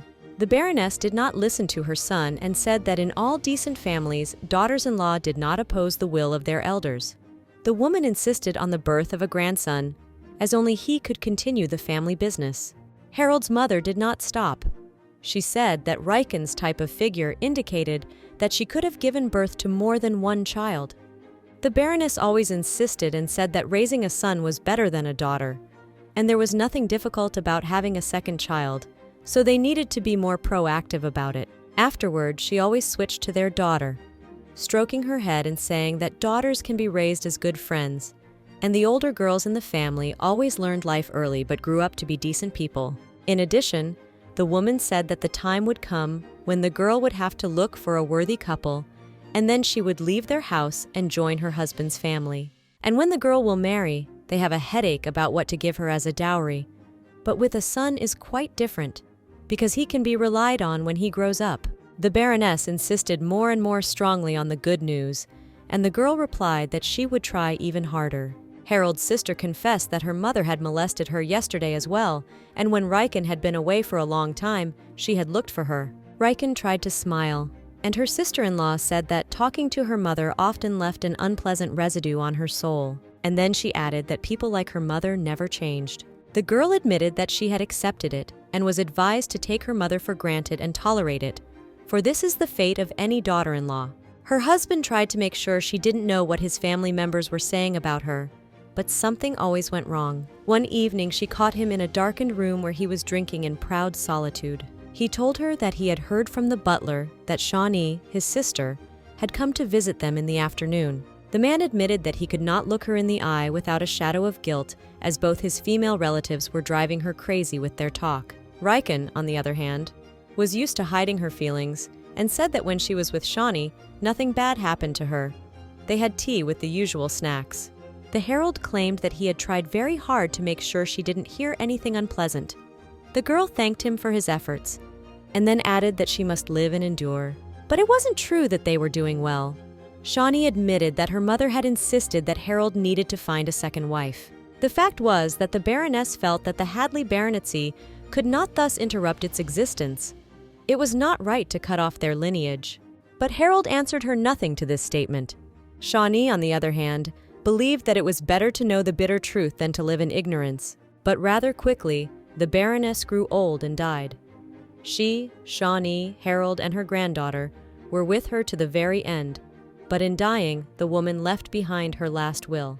Riken told her daughter about all this after she came of age, and she was furious. The girl couldn't believe that her grandmother had said and done such things, but she also couldn't understand how her mother had endured it all, and for what purpose. Riken persuaded her daughter not to be so categorical, because her father was not the kind of man who could have a second wife to continue the family. The protagonist justified and defended her mother-in-law, saying that she was an old-school person, and back then, girls tolerated more than that when they married. At the time, The girl had thought it was all in the past, but now she was about to go through hell again. And in the living room of the Roland house, she chatted with older ladies who thought she might have been bored with them.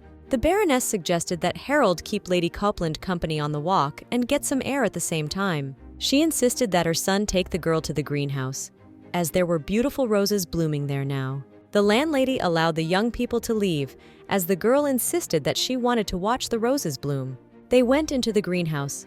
The young man remembered that they had recently met at a tea ceremony, and now he was glad to see them again. He realized that his mother had probably caused her some inconvenience. Now the young man understood why his mother had pulled him along to the event, and Riken said that she was the first to ask her for a new appointment, so there was no inconvenience. Harold remarked that when she graduates from the academy and reaches the age of perfection, she will have no suitors.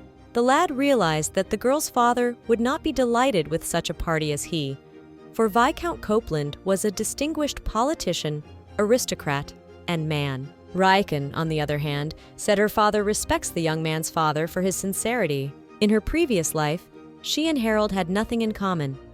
The man was interested in nothing but the family business, while she was more interested in painting. And now she realized that she had nothing to talk to him about, since she didn't understand anything about business. So she asked him what he had been doing lately, and he said business and mine affairs. He said that there were several reinas in the south which were owned by his family, and here he was engaged in making the enterprise more profitable. He was excited about the first results, and she didn't know what to say to him about it all. When she was young, she thought the man was a talented businessman. He always told her passionately about his business, and she listened to him silently, even though she understood nothing. But after a while his business failed, because he didn't have enough information and investment. It was all a mediocre bluff. He wanted to appear more capable than he really was. She knew this trait of his character and behavior better than anyone else. Be that as it may, Harold now looked quite the confident man. Now Riken was looking at the man and trying to understand what had happened to Harold from the past, what he was thinking about when he was alone. The girl realized that she hadn't really become close to him during their years together, so perhaps he was more comfortable being at the Eden with himself than with her. She kept thinking that if she had been a little better and tried harder, their family would have lived a happier life. She realized that she had been inattentive to her spouse, but nothing in the past could be changed. It also became clear to her that their daughter had a father, and his family left after she left, but Harold had no one left. The girl was overthinking things, so she had to find an excuse for her inattention in the upcoming prom. To top it all off, she was in the here and now, and her sad future where she died in the wagon accident had not yet arrived, so she needed to focus on the present. They walked into the greenhouse. It was beautiful. All kinds of flowers were blooming here, even though it was winter. Riken thought it was May here, as everything was riotously in bloom, so she contemplated creating her own greenhouse. At this point, Harold froze, and then turned to the girl and asked her if it was true that ladies liked to receive such flowers as a gift. Riken replied that that was usually the case. Girls will not like only the bouquet given to her by a man she doesn't like. Harold then asked her again if she liked the flowers. The answer was in the affirmative.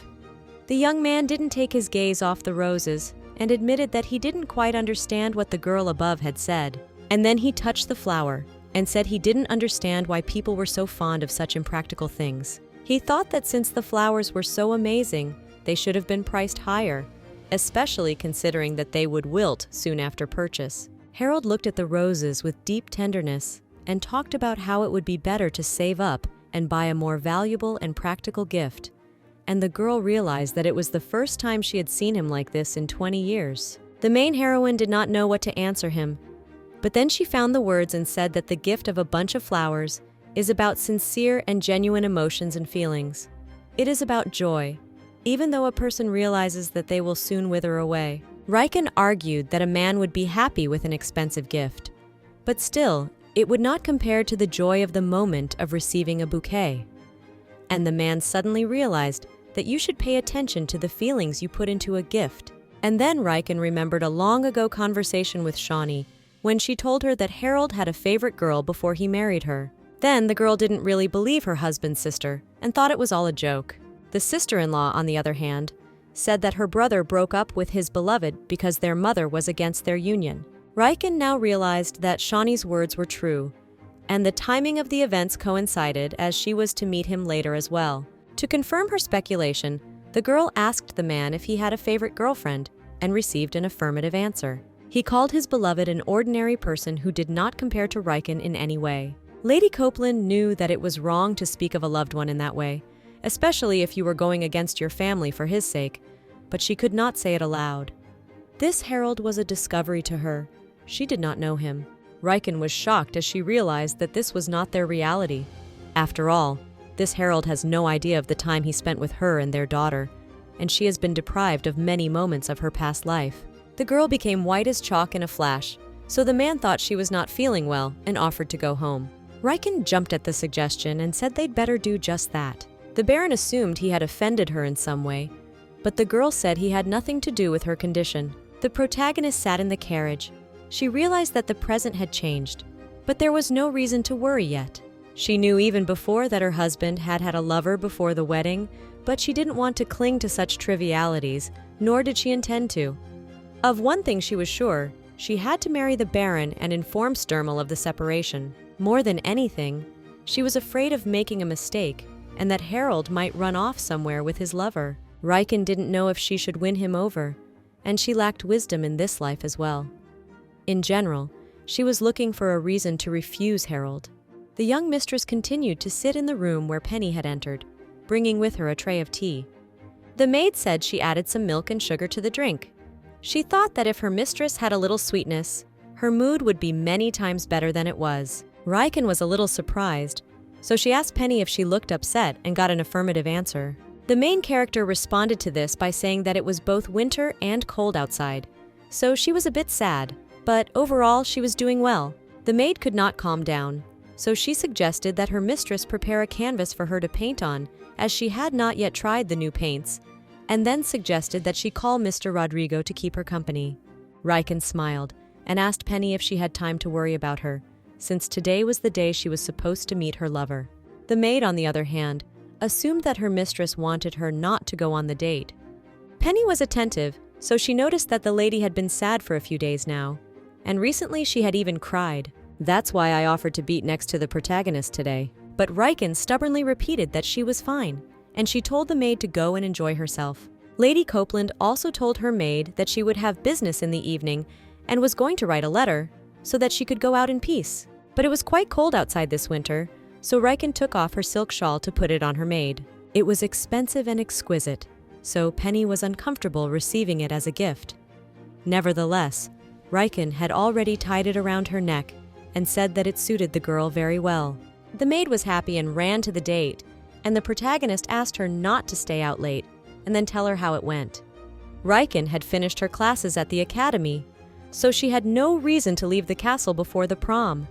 She held in her hand a card from Deborah, congratulating her on her graduation, and also a letter from Sir Sterl. He wrote that he knew it was snowing in the capital, and he hoped she had enjoyed it, and was enjoying her time with friends. He himself had already arrived at the Marquis of Raft's estate, but he wanted to return home as soon as possible, even though everything in his homeland had already begun to turn white with snow. But winter had not yet fully arrived. To prove the truth of his words, he sent her a yellow maple leaf in an envelope. Also, the man was interested in the question of whether she missed him, for he missed her very much and wanted to see her. After reading the letter, the girl sat down in an armchair, without strength. At that moment, a maid came into the room and told her that dinner was ready and her mother was waiting in the dining room. In the end, she couldn't write a line to Sterl and went to dinner. Everyone had a good meal. When the meal was over, the mother said she was going to go do some paperwork and the younger brother was going to go do his homework. The father, on the other hand, had a spare moment and wanted to have her specialty tea with his daughter. Father and daughter were left alone. She made tea, and the Viscount remarked that she had been too quiet lately. Riken smiled and replied that she was an adult and it was perfectly normal behavior. But here was the problem. She had been completely different a while ago. Afterward, he asked her about whether she had prepared everything for her graduation from the academy. But she didn't have anything to prepare, as her classes at the academy were already over and they didn't have a thesis. The prom was still an open question, but Riken had already prepared for it. The dress was already ready, and she had already been notified of the arrangements, so there was nothing to worry about. But her father asked her about a partner for the event. She didn't want to bring it up again, as she had already decided everything for herself. The Viscount understood her, but decided to clarify the situation and said that although it was difficult for him to turn a blind eye to the young man's situation, he was sure that he could take care of her. After all, in the marriage of aristocrats, it was not love that was more important, but having a title. So he couldn't completely exclude him from being a contender for her hand and heart. But the man also knew that love was also important to the happiness of a family, not just having a title. She knew it herself. But then she remembered that even without marrying, she could feel a boundless sense of love, namely a mother to her child. She still remembered the feelings she had experienced just by looking at her, and realized that she could devote her whole life to this little person. The day had worn Riken out. After tea with her father, all she wanted to do was go to bed and get some rest. And then she saw Penny in the hallway, beaten and in tears. The protagonist was a bit shocked by her maid's appearance, so the first thing she did was ask her what had happened to her. The young mistress remembered that the maid was supposed to be dating her lover. And then the puzzle in her mind came together, and it became clear what had happened to the girl in her past life and now. Penny was silent, and Riken deduced a chain of thoughts. She understood that Penny was her personal maid, but even if she had gotten pregnant, she had fled their home too hastily. She probably didn't want bad rumors about the Viscount family to spread outside the palace. But since the maid didn't say anything and just sat in the hallway, Riken decided to take her to her room to bring her to her senses. Penny would not allow her mistress to touch herself, as she thought she was dirty and that she would soil herself. Riken sat the girl down on the sofa and told her that she could keep warm here, and then began to examine her face, and noticed that she could do nothing with her shaking hands. Lady Copeland prepared water and a towel and began to help Penny wash her face. As she was washing her face, the girl noticed that the maid's cheek was reddening, which meant that a bruise was about to appear on it. Riken realized that the maid's lover had done it all, but nevertheless asked her about it to confirm her thought.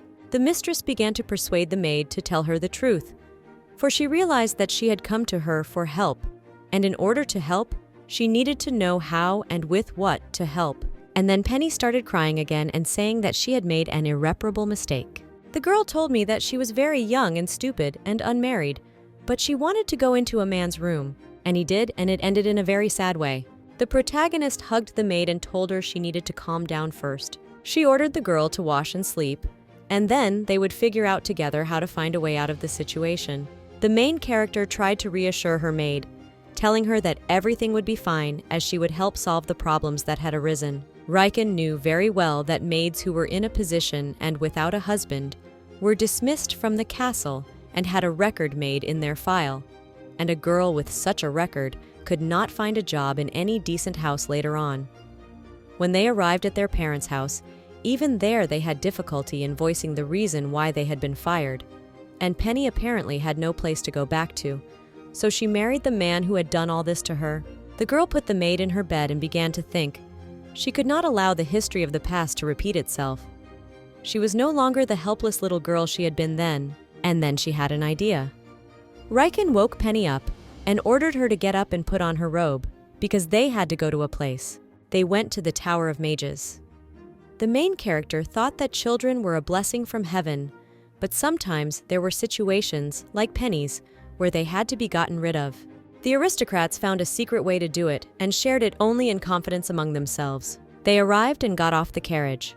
Riken noticed that her maid didn't look very well, but asked her to bear it a little longer. At that moment, the maid noticed that another noble lady had come to the place. In this noble lady, Riken recognized Baroness Haldi.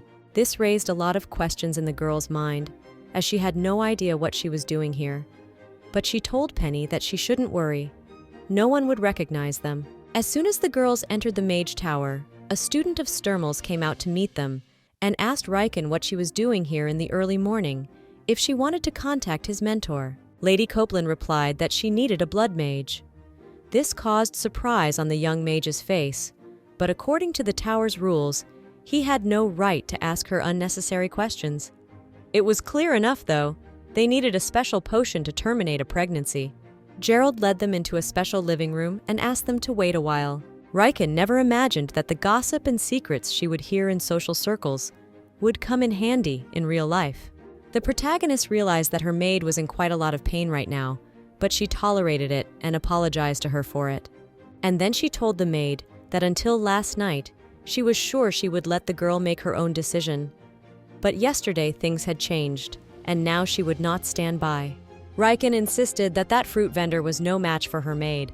Penny cried and said that her lover had sworn to her that he loved her. But Riken wasn't so sure about that, since last night he had just taken to beating the girl. But if he loved her, he would never in his life raise his hand to her and give up something against her will. The maid blamed herself but not him, but Riken insisted that she was not to blame, that the fault lay entirely on the man's shoulders, and that the girl was a pure and blameless soul who had strayed. The mistress also assured the maid that she would be against her marrying that fruit seller. Now Penny wept at her mistress's kindness and promised to follow her everywhere and always, even when she married, and to always be at her side. They hugged and thanked each other for supporting them in their time of need. At that moment, an elderly mage came out to them and asked if they were looking for a blood mage. Riken apologized to the old man for having to wait while they talked. The mage, however, felt it would be inappropriate of him to barge into the room and interrupt their conversation, especially considering the fact that one of the girls was crying.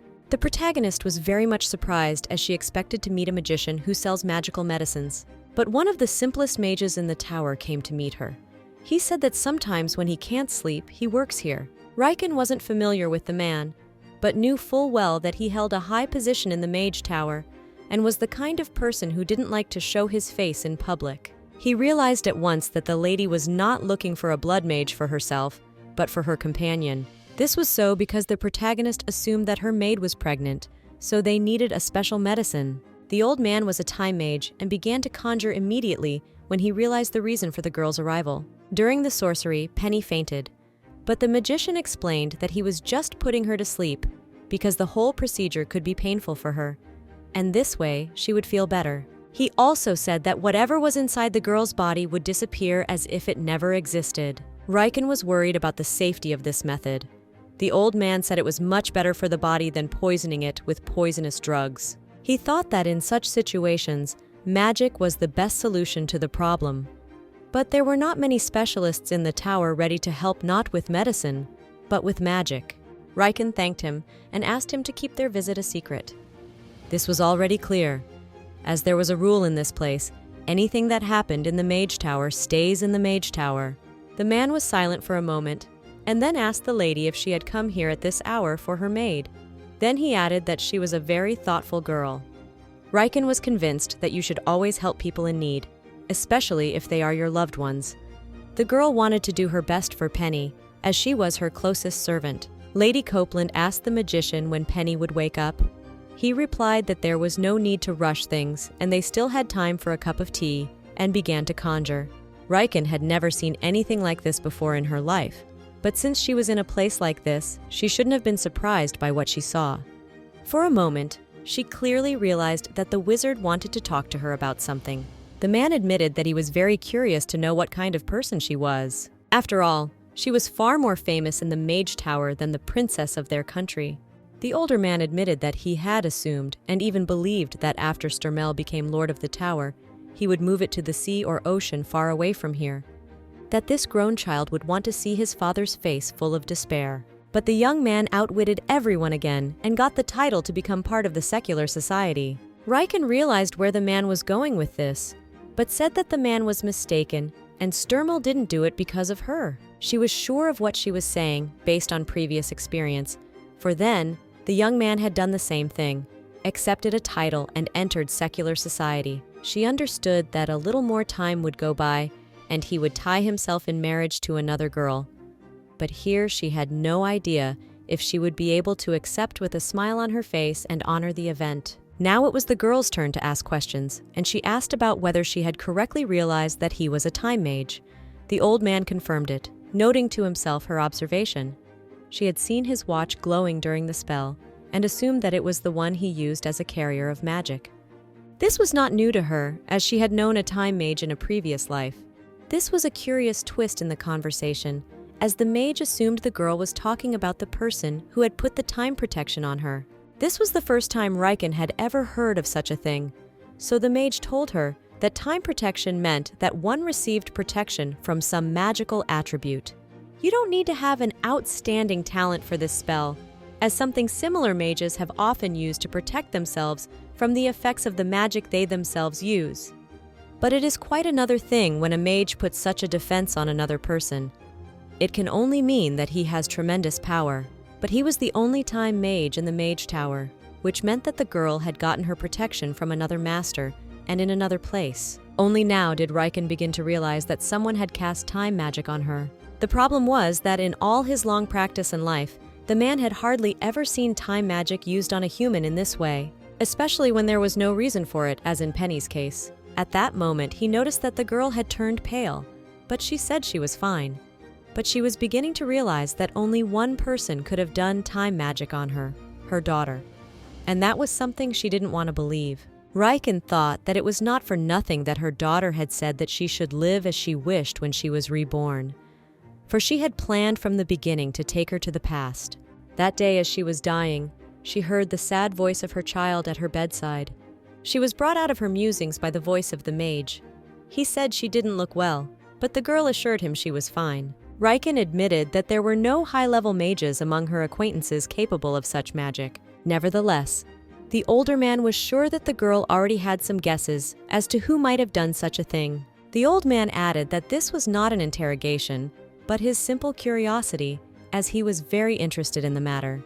He also said that it was common to see blood mixing in aristocratic families, so a person might not even feel that a magical reaction was happening to them. Nevertheless, one shouldn't worry too much about it. When Penny woke up, they drove home. They were met at the front door by Miss Rode.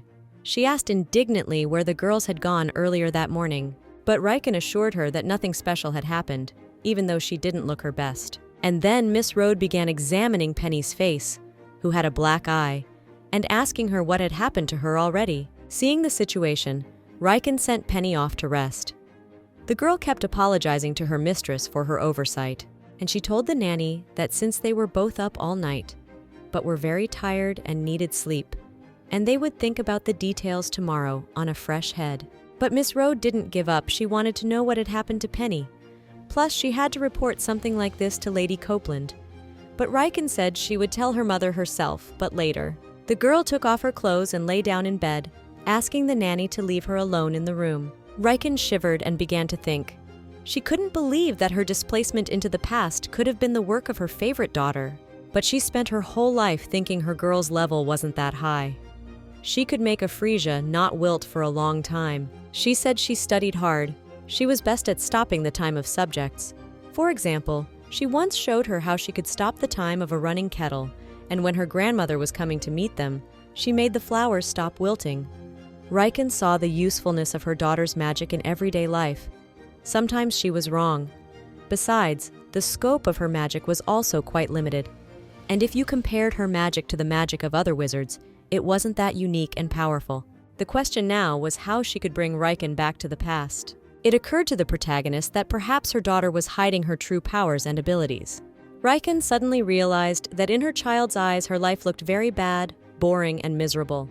It was hard to call her the happiest person in the world, but definitely not the unhappiest either, as every day she spent with her daughter was filled with warmth and joy. For example, such was the day a little girl took her first step without her help, or how sweet and delicious the tea was that they drank after a fight in the living room, and she was mad at Riken, and the room smelled like fragrant roses. The main character couldn't understand why her daughter didn't feel it all, see it all, or understand it all. After all, Riken's life was filled with meaning and joy after the birth of her baby girl. Yes, her father was not a prince on a white horse, but her daughter was her princess. Riken got out of bed and walked over to the flowers that stood on the table. A gift from Sterl, they had wilted. The girl was worried. She realized that the flowers had wilted because of her, and she had gotten close to him on a whim. She sat down at the table and took out a piece of paper for a letter. The protagonist realized that she had to marry Harold at any cost, but nevertheless, she couldn't stop thinking about Sterl. Her bitter tears cried onto a piece of paper. She wrote to Sterl that what she wanted to tell him would embarrass him and likely offend him. The girl slipped a note into the bird's beak and sent it to him, writing that she was grateful to him for accepting her invitation to the prom. But now she wanted to pretend that none of this had happened and was going to live with the memories of him in her heart. And then, under the weight of the pain of her shed tears and broken heart, she fell to her knees, staring after the magical bird that had flown away. Meanwhile, Sterl was at his grandfather's manor, talking to him. The old man knew that a messenger from the king had visited his grandson not so long ago. The mage was a little surprised that his grandfather knew of this event.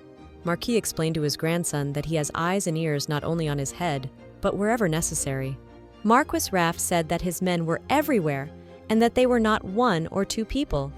And then he laughed and asked his grandson if he thought he was aware of all the events of the Elda lands only. Cyrionel was well aware of her father's unconventionality, so she didn't seem surprised.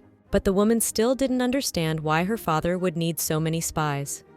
After all, she hadn't been outside the castle in a long time. The old man, however, thought there was nothing wrong with vigilance, for he knew that the enemy of his daughter and grandson was none other than the king of their country. After a moment, the Marquis asked Sterl what the king had given him.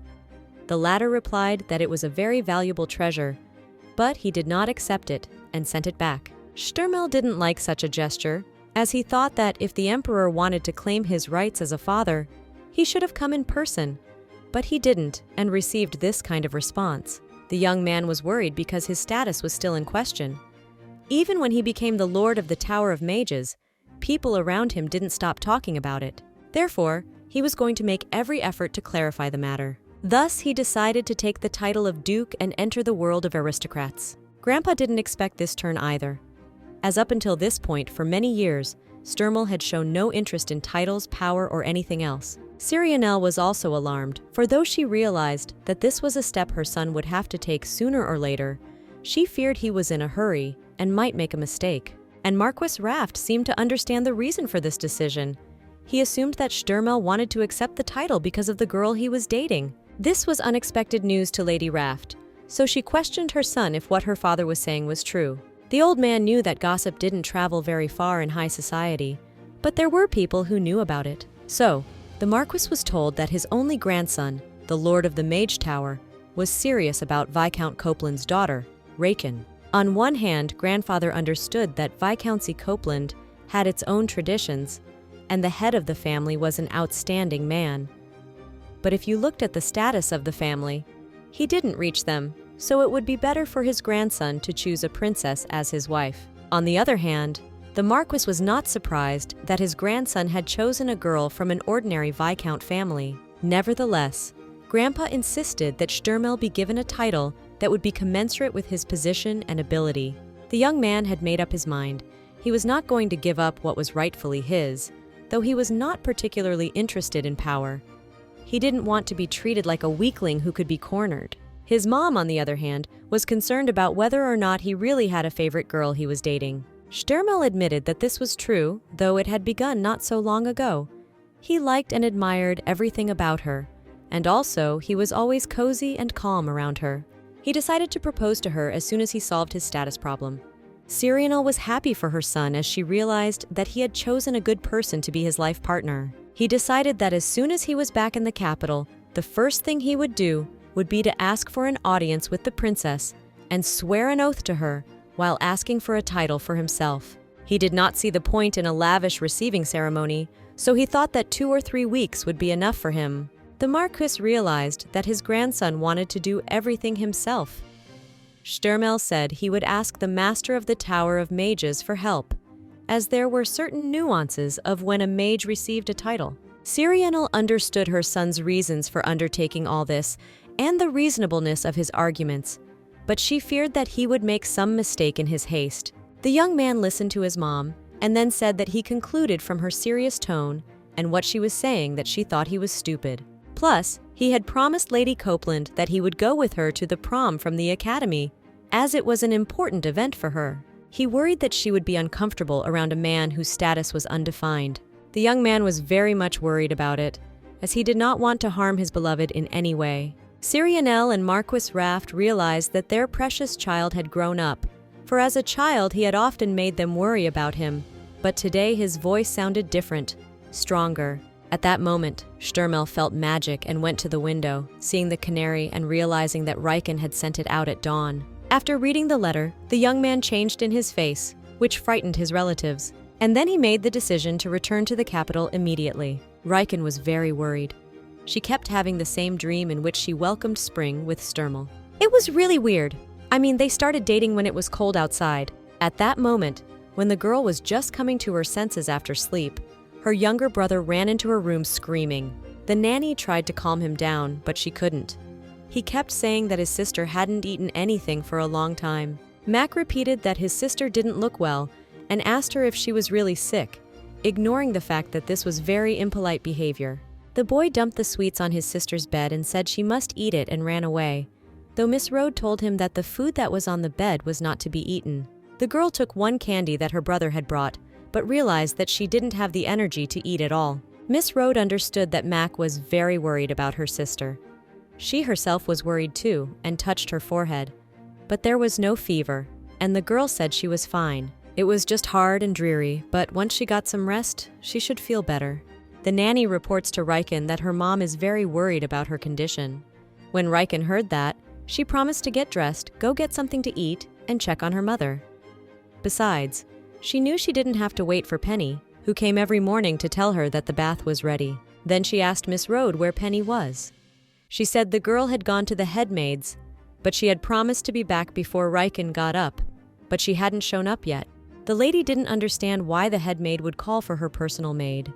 Then she realized what was going on and asked Miss Rode to find Penny immediately and bring her here. Riken insisted that the nanny do it right away, and she herself was going to go see her mom to say hello. But since she couldn't go in her pajamas, she asked the nanny to send someone to help her get dressed. The woman did not understand this change in her mistress's behavior, but went to do the errand. The protagonist realized that the case was quite strange, as she knew that Penny had little contact with the head maid. That's because the maid spent most of her working hours with Riken, and the head maid managed the other servants who did other chores around the house. But Riken paced the room and pondered until a young maid appeared in the doorway and said that Miss Rode had sent her here. The lady approached the maid closely and asked her if the head maid often introduced young maids to a very good man. Meanwhile, in addition to Penny, the man who had beaten her was in the head maid's room. He asked what had happened to her and said he had to take responsibility for the act. The head maid saw that the girl only kept silent, so she said that the man should leave now and she would take care of everything. He also handed her silver coins in a pouch as a token of gratitude. The woman took the payment and told the man to hurry up and leave the house. As the man was leaving the estate, he crossed paths with Miss Rode, who did not remember him and was surprised that he walked here as if he were at home.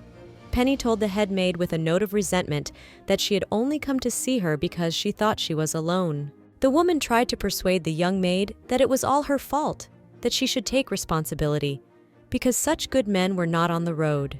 The head maid insisted that she would speak to the mistress, but Penny struck a pose and said that the young mistress would not allow her to marry so easily.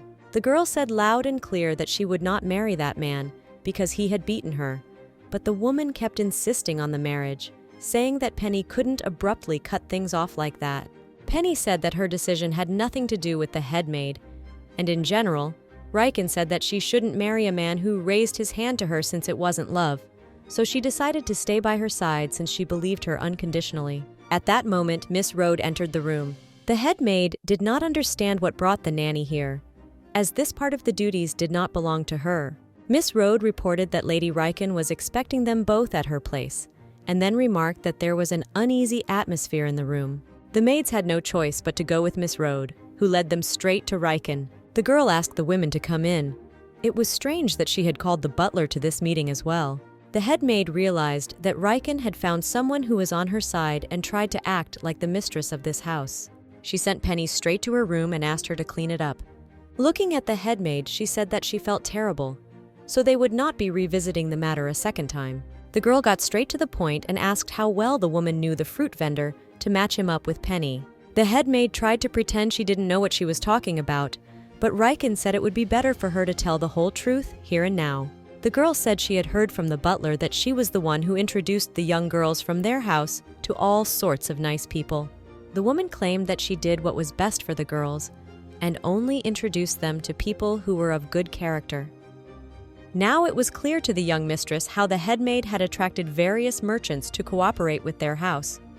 It was now becoming clear that this woman had brought a man she knew from work and had matched him with her personal maid. Riken thought it was unacceptable and abnormal that a woman, hiding behind her identity, had brought someone she didn't know to meet Penny. Nevertheless, the girl recognized that it was quite a smart move. To top it all off, everyone in the house knew and told her that this was not the first time the head maid had introduced young girls to men. Two of the maids kept talking about getting married soon, but it didn't happen. One of them returned to her home country afterward, the other quit for unknown reasons. But this time, the head maid had to work hard to light this man with her personal maid, and he is none other than her personal benefactor. The worst part was that the woman wasn't just paid for this deal. Riken was even curious as to how much the woman was asking from her clients for setting up naive and foolish maids with obscure men. The head maid tried to protest, saying, "I don't know what you're talking about." Lady Copeland said that she would be glad if it were true, for if a woman was related to a man who had harmed Penny, she would be in big trouble. But it was clear to everyone in the house that Penny's face wasn't lying about what had happened to her. It upset Riken so much that she couldn't even eat. It became a matter of honor for the protagonist. She couldn't sit idly by when her subordinate returned to her like this.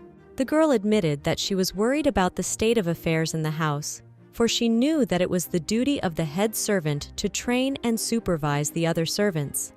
Riken, on the other hand, wanted all the maids in her house to be able to build healthy relationships with good men and not get into situations like this.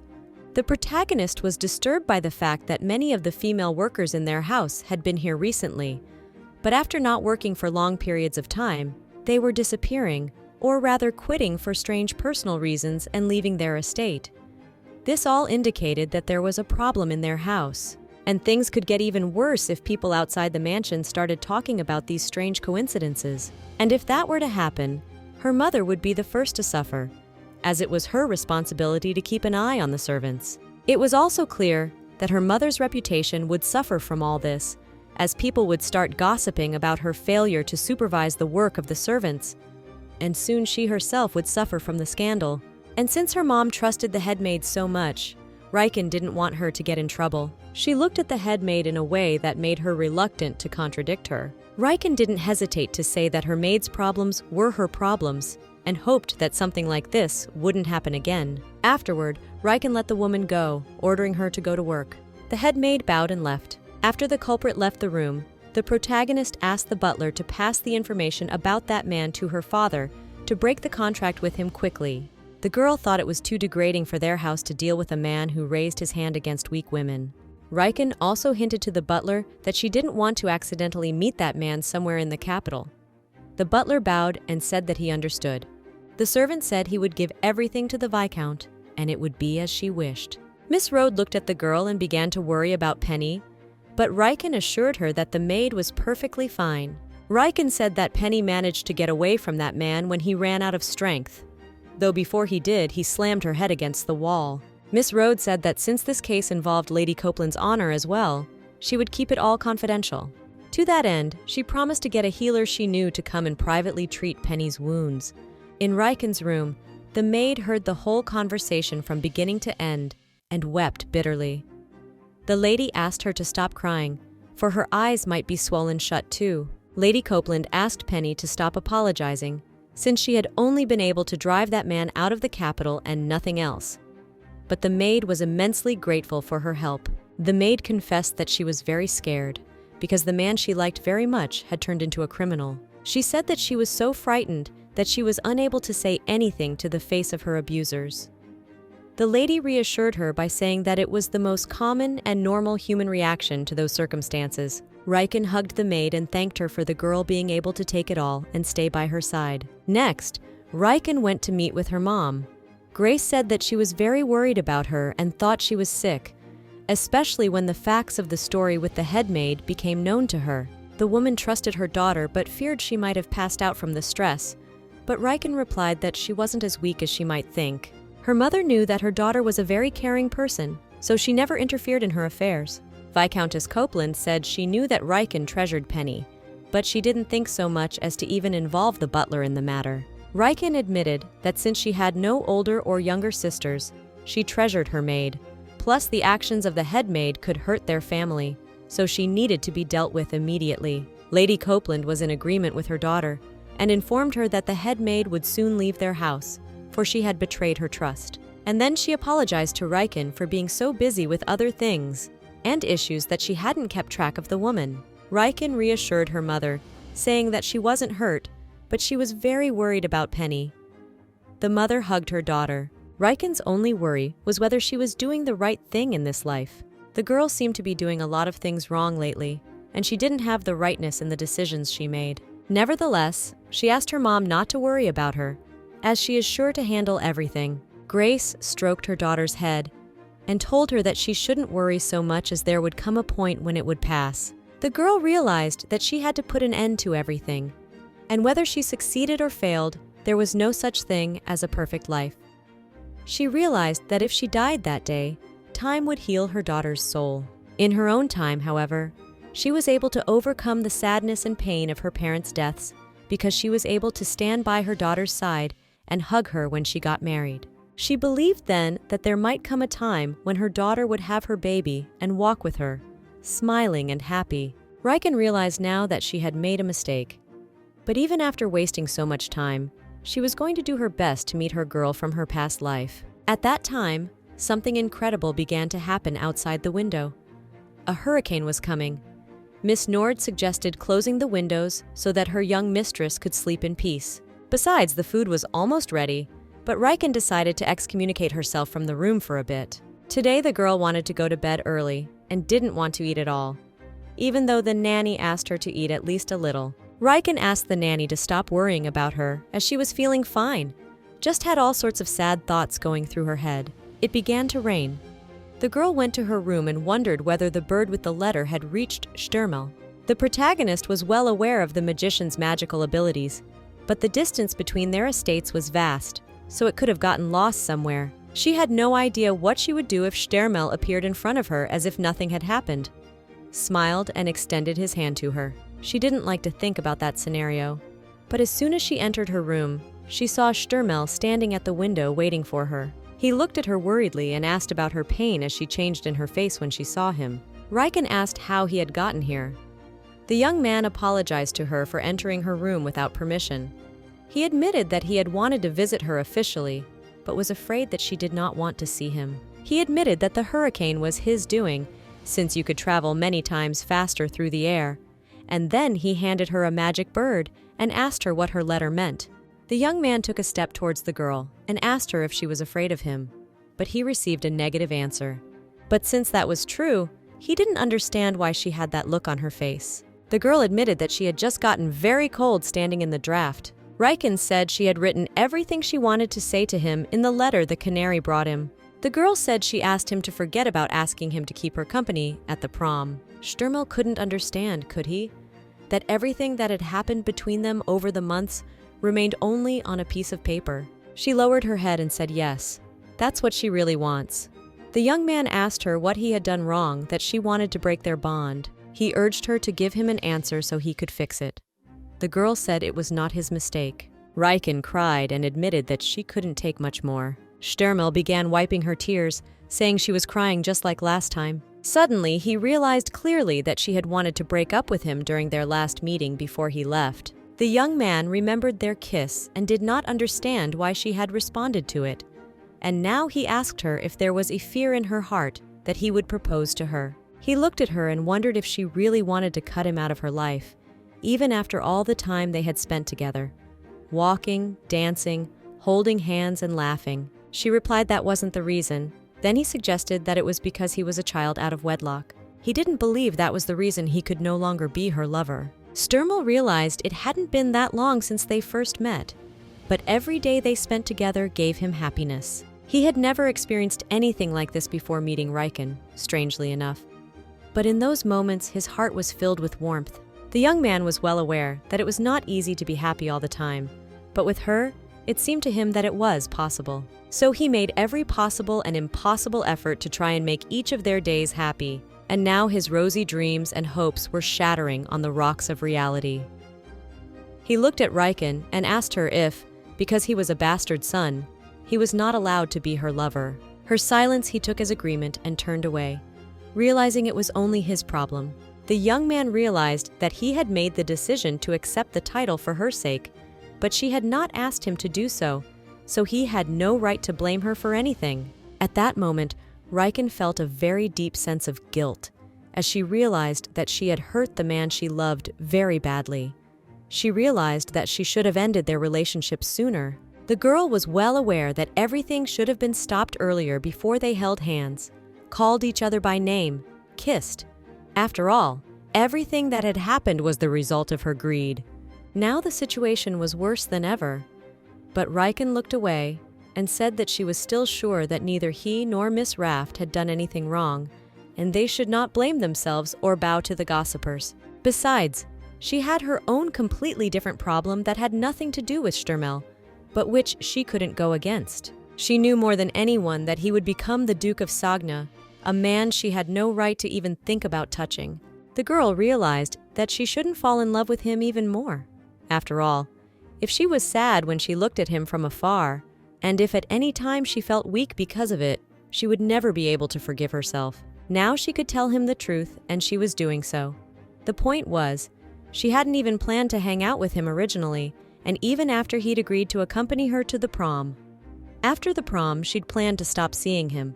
Besides, the day she had invited him to the events, the girl had been sure he would turn her down, but now, though she wasn't brave and strong enough, she wanted to run her life on her own. Riken also planned to get married, live a measured lifestyle, and continue to socialize with her friends and family. Sterl couldn't believe his ears, and Riken continued. She said she was born into the Viscount's family and lived as his daughter all her life, so she never dreamed or wanted more. The young man lowered his head and mouthed that she had long known of his status and that he was going to receive the title soon. And then he added that even though he said he was going for the title, he could still change his mind.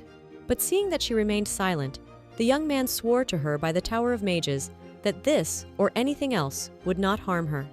Riken, on the other hand, asked him not to change his plans because of a girl like her. The magician admitted that he was only doing all of this to build their happy future together, where they could hold hands and go on shoulder to shoulder.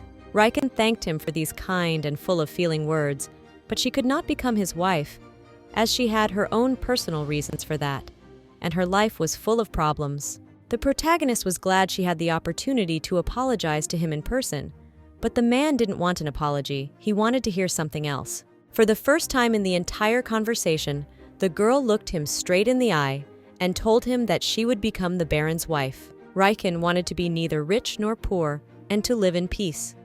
She agreed that her heart would not flutter with another man and that there would be no great love between them.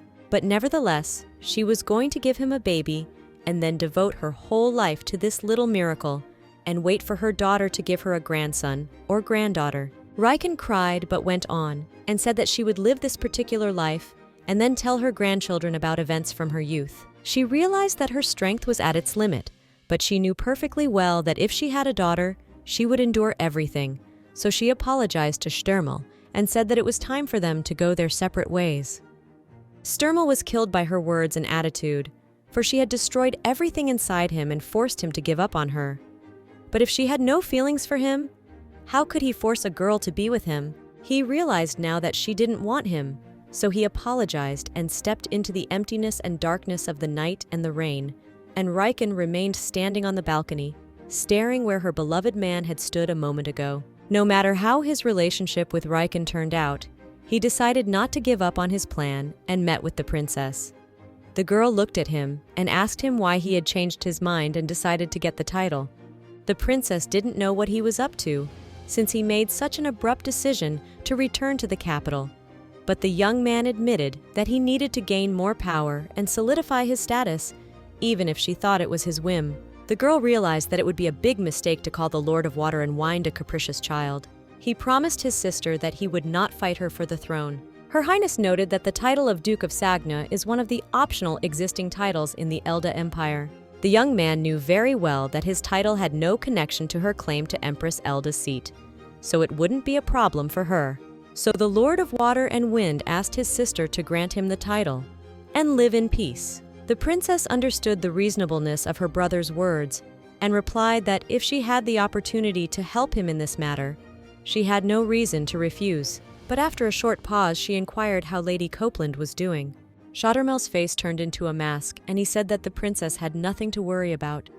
The young man reiterated that he had no plans to become emperor, so he was not interested in the succession to the throne as before. And then he added that he would not have a child who could inherit the throne in the future.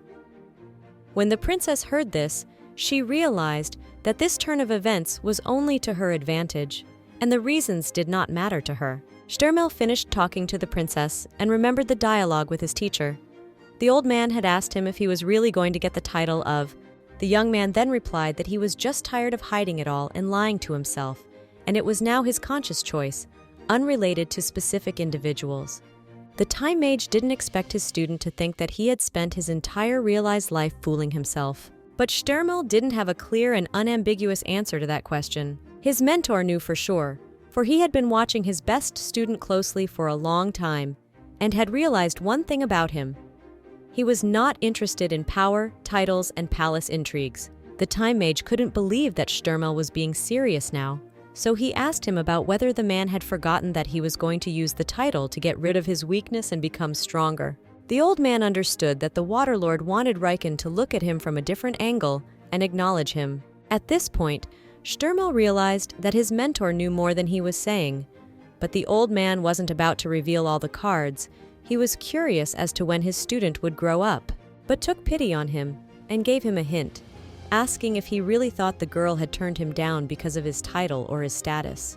The time mage didn't understand if the young man really believed that Riken would accept him if he gained a title, or even became the emperor of Elda himself. Or she would have accepted him if he had been given the title not of Duke, but of Harrow.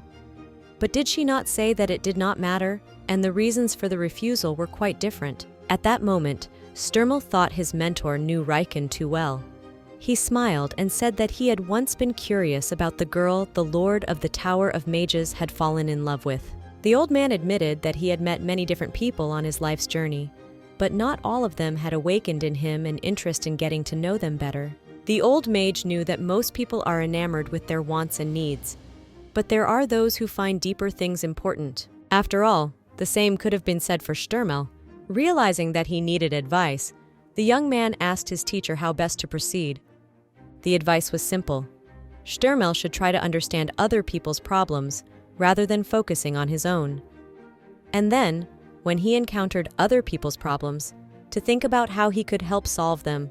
But telling everything here and now was not something the old man was going to tell his apprentice, as it wouldn't do him any good. Now Sterl stood in the cold rain and realized that his mentor was right, and he needed to understand what kind of problem was tormenting Lady Riken's heart. The young man realized that although the girl had told him that she wanted to become a baroness, she didn't look happy about it. In his thoughts, Sterl arrived home. When he got out of the carriage, the first thing he did was to ask the servant if there were any letters to his name, and he said there were none. It was even a good thing. Afterward, the young man said he needed to change his suit because he had been caught in the rain. The servant said he would get everything ready. But before Sterl entered the house, the butler said that Lady Scylla and her friend had come to visit him, and they were waiting for him in the drawing room. This news didn't make the mage happy, as there were so many living rooms in the house, so he didn't understand why the girls came to his, though on the other hand, Scylla was his cousin, so he shouldn't have been surprised. Nevertheless, for him it posed additional problems, for he wanted to rest as he was very tired. As soon as he crossed the threshold of the room, Scylla ran towards him, but the young man did not share her ebullient enthusiasm, though his sister had invited him to have a cup of tea with her and her friend. Scylla's friend turned out to be Kylie Wayne, who looked at the magician enthusiastically and greeted him politely. Kylie introduced herself and said that Scylla had invited her to the tea ceremony, so she agreed to come. She said that if Sir Sterl could give her a little of his time, she would be very happy. But the man interrupted her sharply. He said he had been caught in a heavy rain on his way home and was soaked, so he thought it would be very impolite of him to appear before the ladies in such a manner, and then added that, since she was Scylla's guest, she didn't need to pay her attention to him. The girl was silent, and did not know what to answer to such a thing, so Scylla took matters into her own hands and began to ask her cousin to give them at least a few minutes to talk, and on the whole she thought he had spoken rather rudely to her friend. But Sterl said that he could not honor her request, for he still had important business to attend to that could not be delayed. Scylla realized that she wouldn't be able to change her brother's mind, so she offered to have dinner with him, but this attempt failed as well. The mage asked her to ignore him, since it was her sister's house in general. He then wished the girls a good time in each other's company, turned around and left the room. Lady Kayla was silent for a long time. Then she squeezed the edge of her dress, for she was very much upset, and told Scylla that she had some urgent business left at home that she had forgotten about, and it was time for her to go home. After Lady Wayne left their home, Lady Raft burst into her brother's study, tearing him away from his papers. Sterl looked at his cousin and asked her if their guest had already left. The girl stood across from him and said that Kylie had left as soon as he had gone to his room, citing household chores. Scylla, however, was beginning to get angry, for her cousin had nearly brought her friend to tears again, for he had overdone it this time by interrupting Lady Wayne abruptly. The mage didn't understand what the deal was this time, since he always talked to Scylla's girlfriends when they started talking to him and showing interest in him. But since his sister was upset, he thought he'd better apologize. To which the girl replied that it wasn't his fault in the whole thing, and he shouldn't have apologized. The cousin knew very well that many girls in their circle liked her brother, and many of them had tried to talk to him, but this time he had misunderstood the situation a bit, so she wanted to explain everything to him now. Sterl didn't want to have a long conversation on the subject, so he said he was so abrupt because he was going through a difficult and important period that would radically affect his future, so such awkward encounters were not for him. Scylla smiled. She knew what he meant, so she said she'd be much more careful from now on. Then the girl came to him and sat on his lap. She asked him if it was true what her mother had told her, that next spring he would leave their home and live independently and independently of them. The young man crossed his arms and said that yes, when he gets the title he plans to start a family of his own, so he will have to leave as he can't live his whole life at the expense of Raft's family. Scylla knew he was saying the right things, but she still wanted to live with him. She then added that none of the relatives thought he was living off the family on everything, but since her brother had decided to leave the palace anyway, she would want him to continue to visit them in the main building as often as possible. Sterl, on the other hand, was involuntarily comparing his sister to his favorite girl. He knew they were 2 years apart, but compared to Riken, Scylla was like a small and stupid child. But Scylla had not forgotten the conversation she had come to him with, so after a moment, she asked him what he thought of Lady Kyla. Sterl asked his sister if she meant Earl Wayne's daughter, but the girl asked him to call her by her first name, for he knew her name perfectly well. The cousin knew that Kylie was graduating from the academy this year and had a prom coming up, but rumor had it that the girl still hadn't found a date for the event.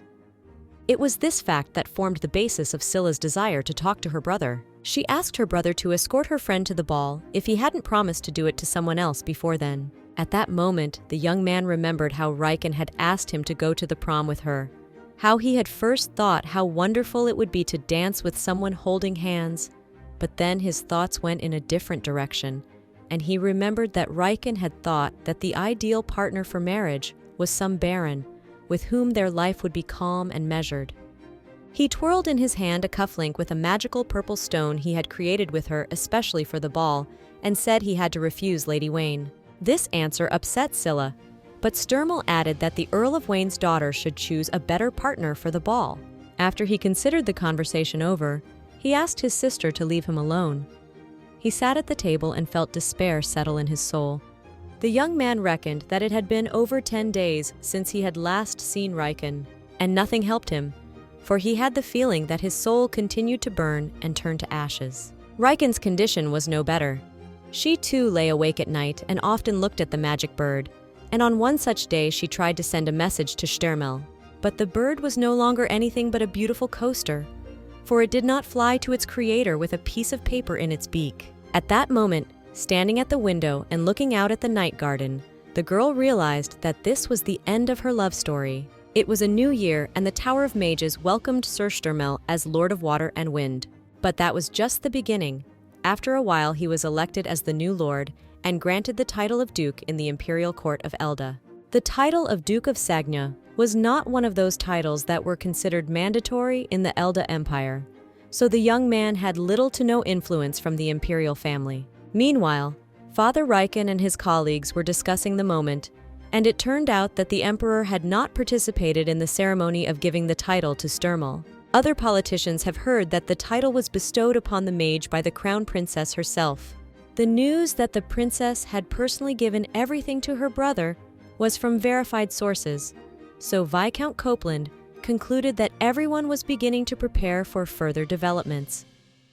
The men realized that all power was now in the hands of Her Highness, and the new future ruler of the empire was obvious, as the Duke of Sagna now stood behind her back. Sterl, on the other hand, met with the princess again. She said she had heard that the emperor had sent him a present, but his brother had not even looked at it and had sent it back to their father. The young man confirmed this. He also heard that his act had upset and offended the king very much, but the princess asked him to ignore such things, as the palace was always a breeding ground for gossip. The palace had always been like this. It would remain like this, but they needed to focus on their current affairs. But their cooperation could have been detrimental to those close to them, and it wasn't about their shared father now. After meeting the princess, Sterl was returning home, and on the way met his cousin, Baron Ador Raft. The Baron noticed that after the mage became duke, the princess began to summon him to her frequently. This week it was the second time. Ador had already begun to worry about his brother, as he rarely came home, and asked him to come home, even though he was busy. Sterl admitted that he had a backlog of paperwork, a lot of work to do, and he hadn't started building a new house that long ago. Ador understood his cousin, though when he had gotten his title, things had been a little different, and he hadn't had this kind of backlash. The cousin admitted that the whole family counts on him in their house, so he asked his brother to tone it down and not overdo it. Meanwhile, life at Copeland Manor was going on as usual. One day, Riken invited her school friend Mariella to visit, and was glad to see her when she arrived. But she noticed at once that her friend looked haggard. The girl immediately started hugging Riken and asking her how she was feeling, the landlady admitting that she was much better now than she had been a few days ago. Mariella also knew that Riken had already had visitors, but she was sure that they had only come to eat sweets and nothing more. The friend confessed that she, like the others, had heard that Lady Copeland had parted with Sir Sterl when she heard that he was about to receive the title.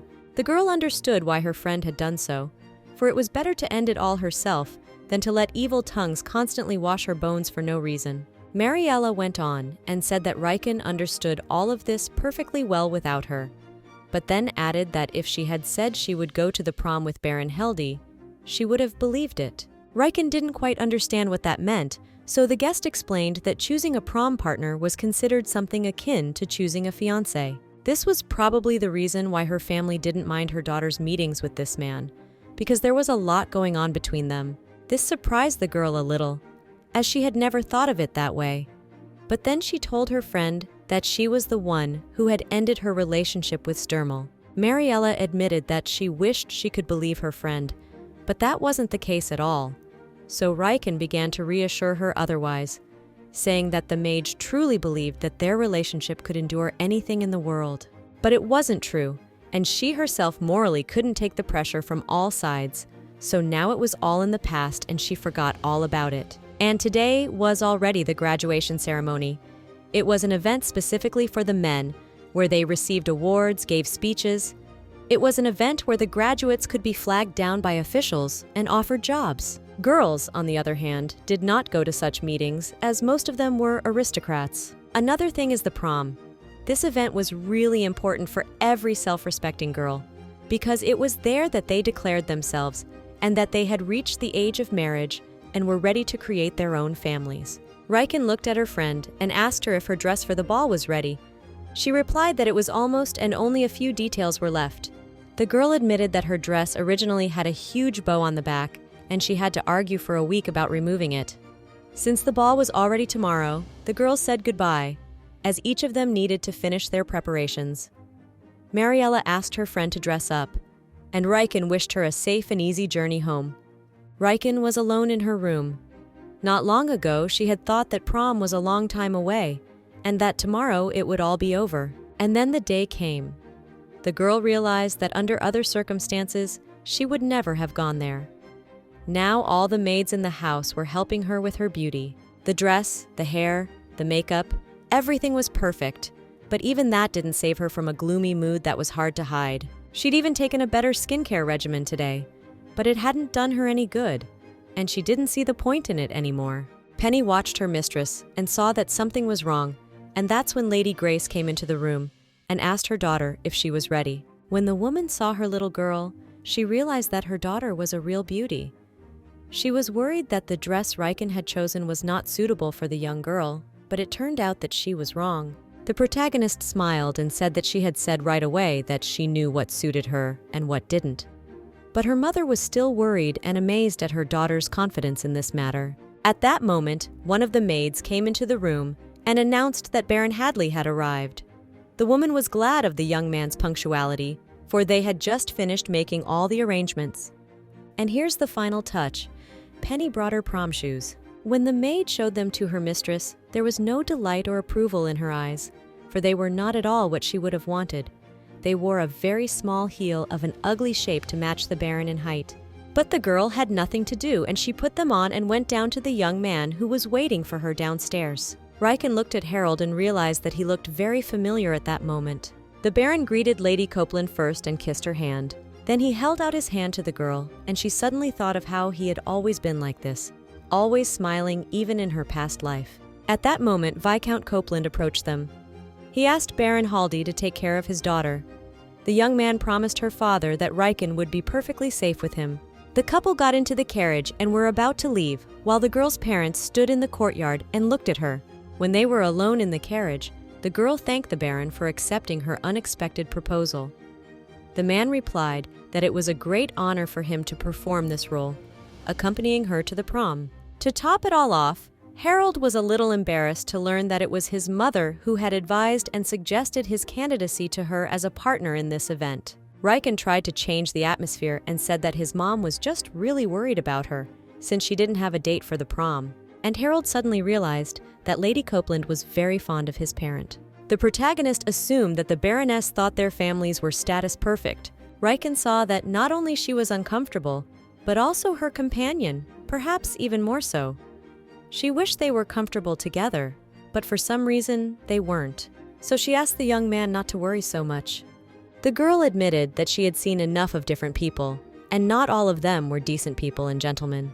But when he agreed to keep her company for this special evening, she felt a great peace of mind as she realized she could trust him. After these words, Harold began to relax a little.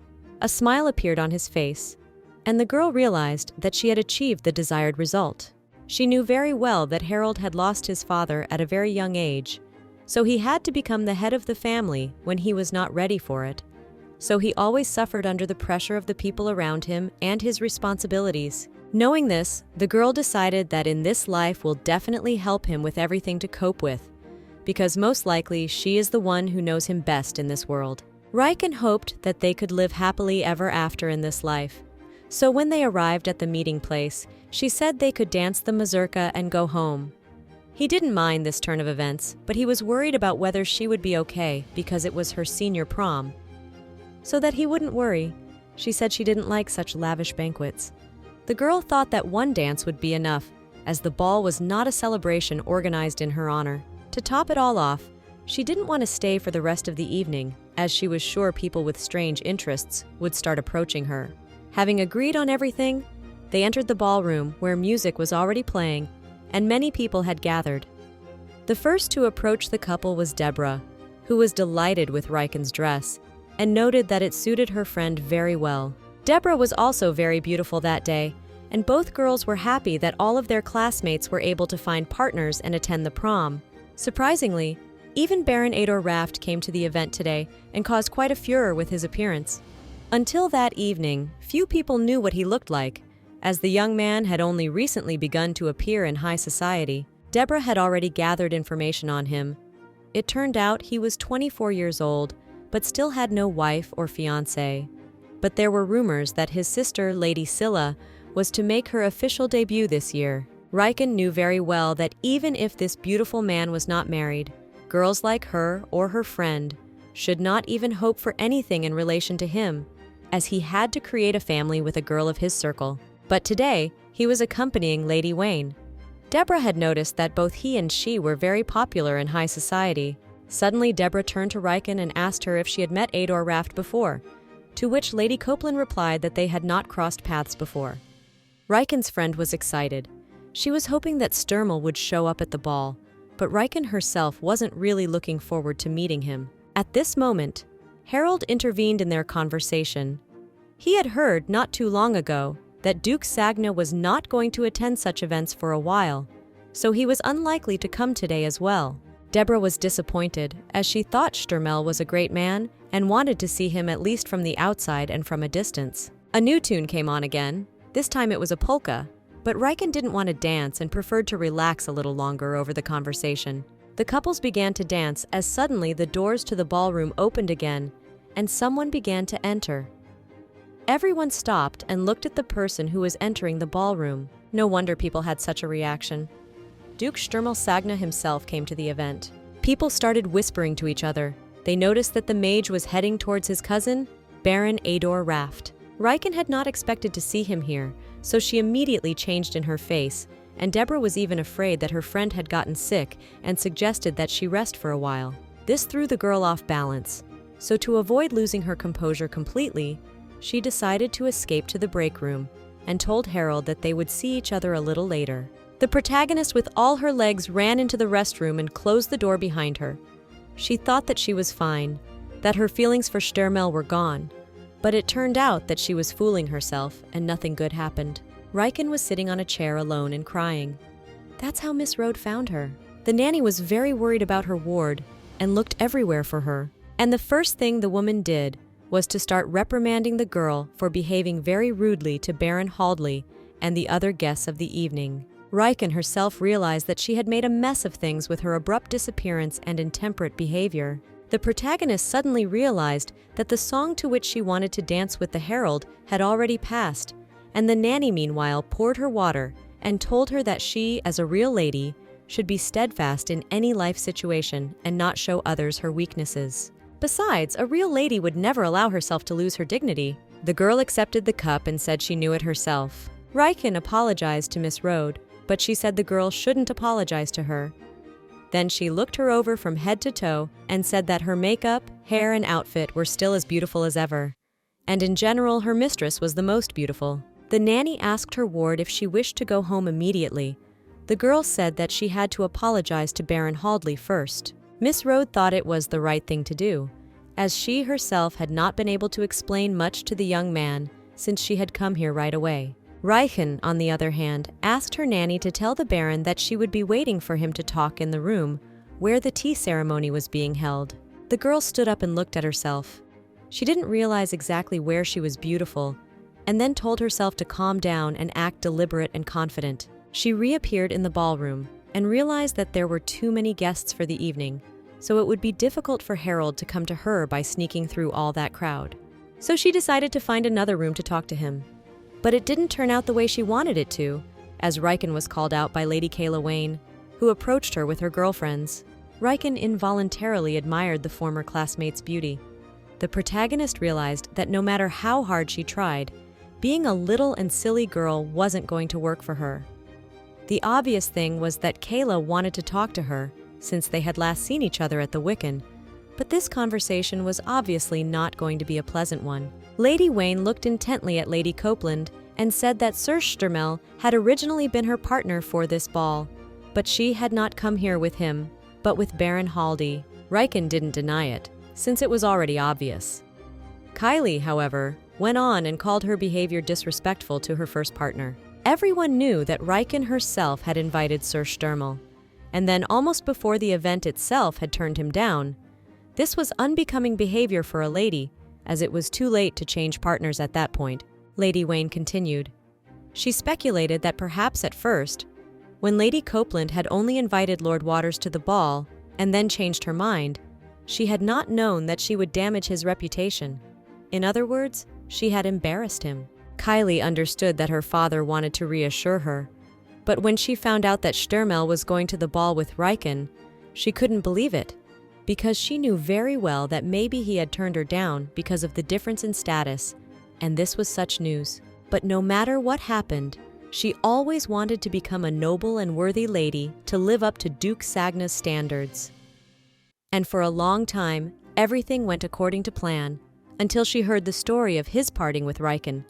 The girl was madly angry and infuriated that Lady Copeland had done such a cruel thing to the man she desired with all her heart. Kayla couldn't understand why Sir Sterl had been looking among the crowd of other people all evening, looking only for Lady Copeland. Lady Wayne tried to shame Riken, for she had so inhumanly turned her back on Sterl and immediately started going on dates with Baron Hadley. In this war of words, Riken wasn't going to concede. She said that Kayla was contradicting herself, as just a moment ago she had claimed that she was no match for a man like Duke Sagna. The protagonist understood that she had no right to get close to him, especially now that he had gained the title, and everyone recognized and acknowledged his status. Kayla agreed with that, but she didn't think Riken had the moral authority to start this whole story from day one, because this man was beyond her. The protagonist was already starting to get bored with this conversation, as she personally apologized to Sterl, and yes, she knew she made a mistake when she spoke to him first. However, whether or not to forgive her would be decided by only one person, and that was Sir Sterl. So this was not a matter she could be blamed for by outsiders like Kayla. One of Lady Wayne's friends suggested that the girls sit down and talk quietly. Riken had no desire to continue this dialogue, so she said she was going to leave. Lady Wayne's friends were not going to just let her go. They asked her what would happen to their friend if she just left like that. The other one suggested that Riken have a drink and then leave. Riken asked one of the girls to step aside, as she wanted to leave, but she didn't let her go and said that she didn't suggest to fight, but to solve everything peacefully by means of dialogue.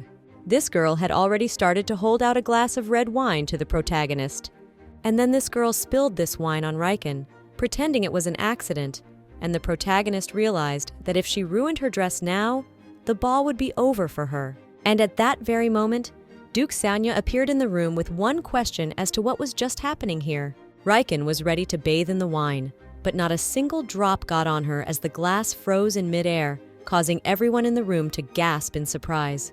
The culprits froze in place in mute consternation upon seeing the Duke. The young man covered Riken with himself, and the girls tried to justify themselves, but it sounded as lame as possible. Behind his brother, Ador Raft entered the room and could only mumble his cousin's name. And then he noticed that the atmosphere here was too unsettling, so he asked what had happened here. One of the girls said that Lady Riken shared with them that she wasn't feeling well, so she was going to leave the banquet. The second added that they thought that if the girl drank a glass of wine, she would immediately feel better. But here he was sure of something quite different, so he looked at Lady Copeland and asked her what had happened here after all. She tried to prove to him that nothing had happened and didn't want to accept the outstretched hand, to get up, because she could do it herself. Nevertheless, he helped her up and held her by the shoulders now. Now, Lady Wayne tried to say that all was not as it might seem to him, but Sterl would not listen to her and asked if she thought him so foolish a man. He knew full well that Kayla was the one in this crowd of girls who had the most influence, and hardly anything could happen without her tacit approval. And then he added that he hadn't expected anything like this from her. So he was very disappointed in her now. Meanwhile, a cousin came up to Sterl and tried to calm him down, telling him that all the guests only had eyes for him, so he'd better not get involved in the situation. But the Duke didn't care. He asked Ador to get out of his way as he wanted to talk to Lady Riken. The Baron only lowered his head and sighed heavily. Ador realized it was best not to cross his brother now, so he suggested Lady Kylie get some fresh air, and she agreed to it. The Baron and the Count's daughter left the room, and Sterl was left alone there with Riken. After the door closed behind the pair, Riken released the Duke's hand and thanked him for his help. The girl admitted that she was sorry for bothering him, but at the same time, she wouldn't look him in the eye and looked very sad. Sterl could not bear to be treated like this when he was sober, so he drank a glass of wine in a gulp. Then he set his glass on the table and said that he had never thought of his actions toward her as idle concern. He admitted that he had done all of this solely for her, because he wanted to, because his heart told him to. The young man didn't realize if things were different for her towards him. Riken couldn't stand it. She snapped into a raised tone and said that she had always wanted to show him only the best parts of herself, but she didn't want to make him uncomfortable anymore. And then she crouched down in a beautiful curtsy and congratulated him on winning the title, albeit belatedly. The protagonist no longer looked him in the eye, but spoke of the fact that the future of their empire depended on the Duke, and for that, as the daughter of the Copeland family, she thanked him for it. The young man hadn't expected that to be the only thing she wanted to say to him. Riken said she was very happy for him, because now all the aristocrats' eyes were fixed on him, and soon he would meet his destiny. And when he meets his lady, he has feelings for her. But Sterl couldn't listen to this nonsense any further, for he couldn't understand why she was saying all this, why she didn't want to hear it. Duke Sagna didn't want her to say such a thing to him, and also with that expression on her face, so he tried to reach for her. And then he noticed that her face had gotten very gaunt since they'd last seen each other. The young man asked her about whether she was having trouble sleeping or whether she was having a lot of pain. His concern was throwing her off balance, so she asked him to stop being so courteous to her. Sterl did not understand her, so he asked her to look at him, for she kept looking away from him. He said that if he meant nothing to her, and she felt nothing for him, then she didn't need to avoid him. Riken couldn't take it anymore. She snapped into a scream and said that no matter how much she apologized to him, it still wouldn't be enough. But there was nothing else she could do, so she asked him to leave her alone. The girl was well aware that she was stupid and not serious, so she got close to him to play around. Now she was looking him in the eye and asking him not to waste his time and energy on a conniving girl like her. The young man would not leave and let her go. He asked the girl about whether it was true that she had become a baroness. She confirmed it. The mage realized that Raihin's choice was most likely Baron Heldi, but still Sterl didn't want to believe that it was that man. Raihin thought seriously and wanted to marry him. He didn't understand why she thought that it was with the Baron that she could have a quiet, peaceful, and happy life. The protagonist was finding this conversation more and more difficult by the minute, so she wanted to end it, and reiterated that she was confident in her choice of her future husband. At that moment, Sterl took her hand and asked why her face then expressed such deep sadness. Holding her hand now, he realized that in his soul all along, he had wanted to make her regret what she had done to him, to make her suffer as he had. But then at some point, he realized that he wanted her to be happy and meet a decent man who could give her what she dreamed of, since he had no more desire to see her heartache. So now he was sincerely saying that he would always love only her. The girl knew it, felt it, but said that love wasn't that important in life.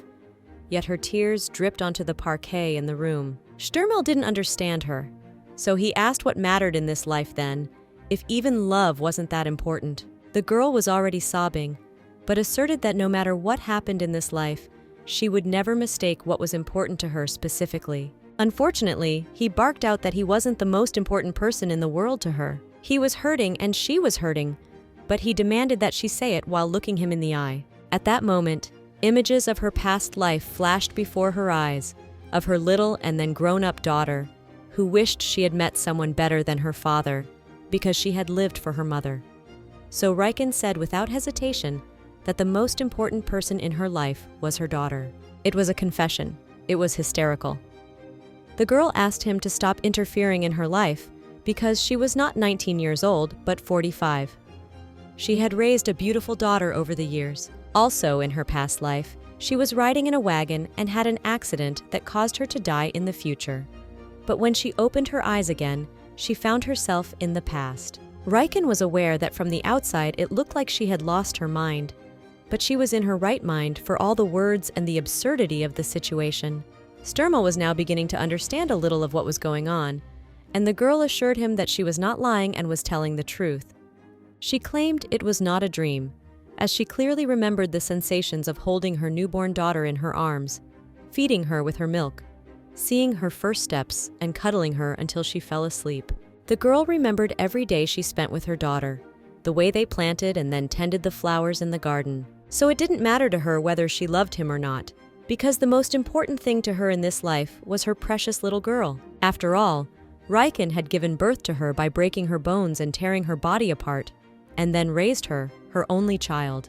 And now more than anything else in the world, the protagonist wanted to meet her favorite daughter and will do everything in her power and even more for this. Yes, Sterl was madly surprised and didn't know what to say to her or what to do, so he crouched down next to her and began to lift her into his arms. She lost consciousness for a moment, so he was able to use magic and carry her away from here without explanation. The young man carried her into his home to calmly continue the conversation and try to resolve the problem.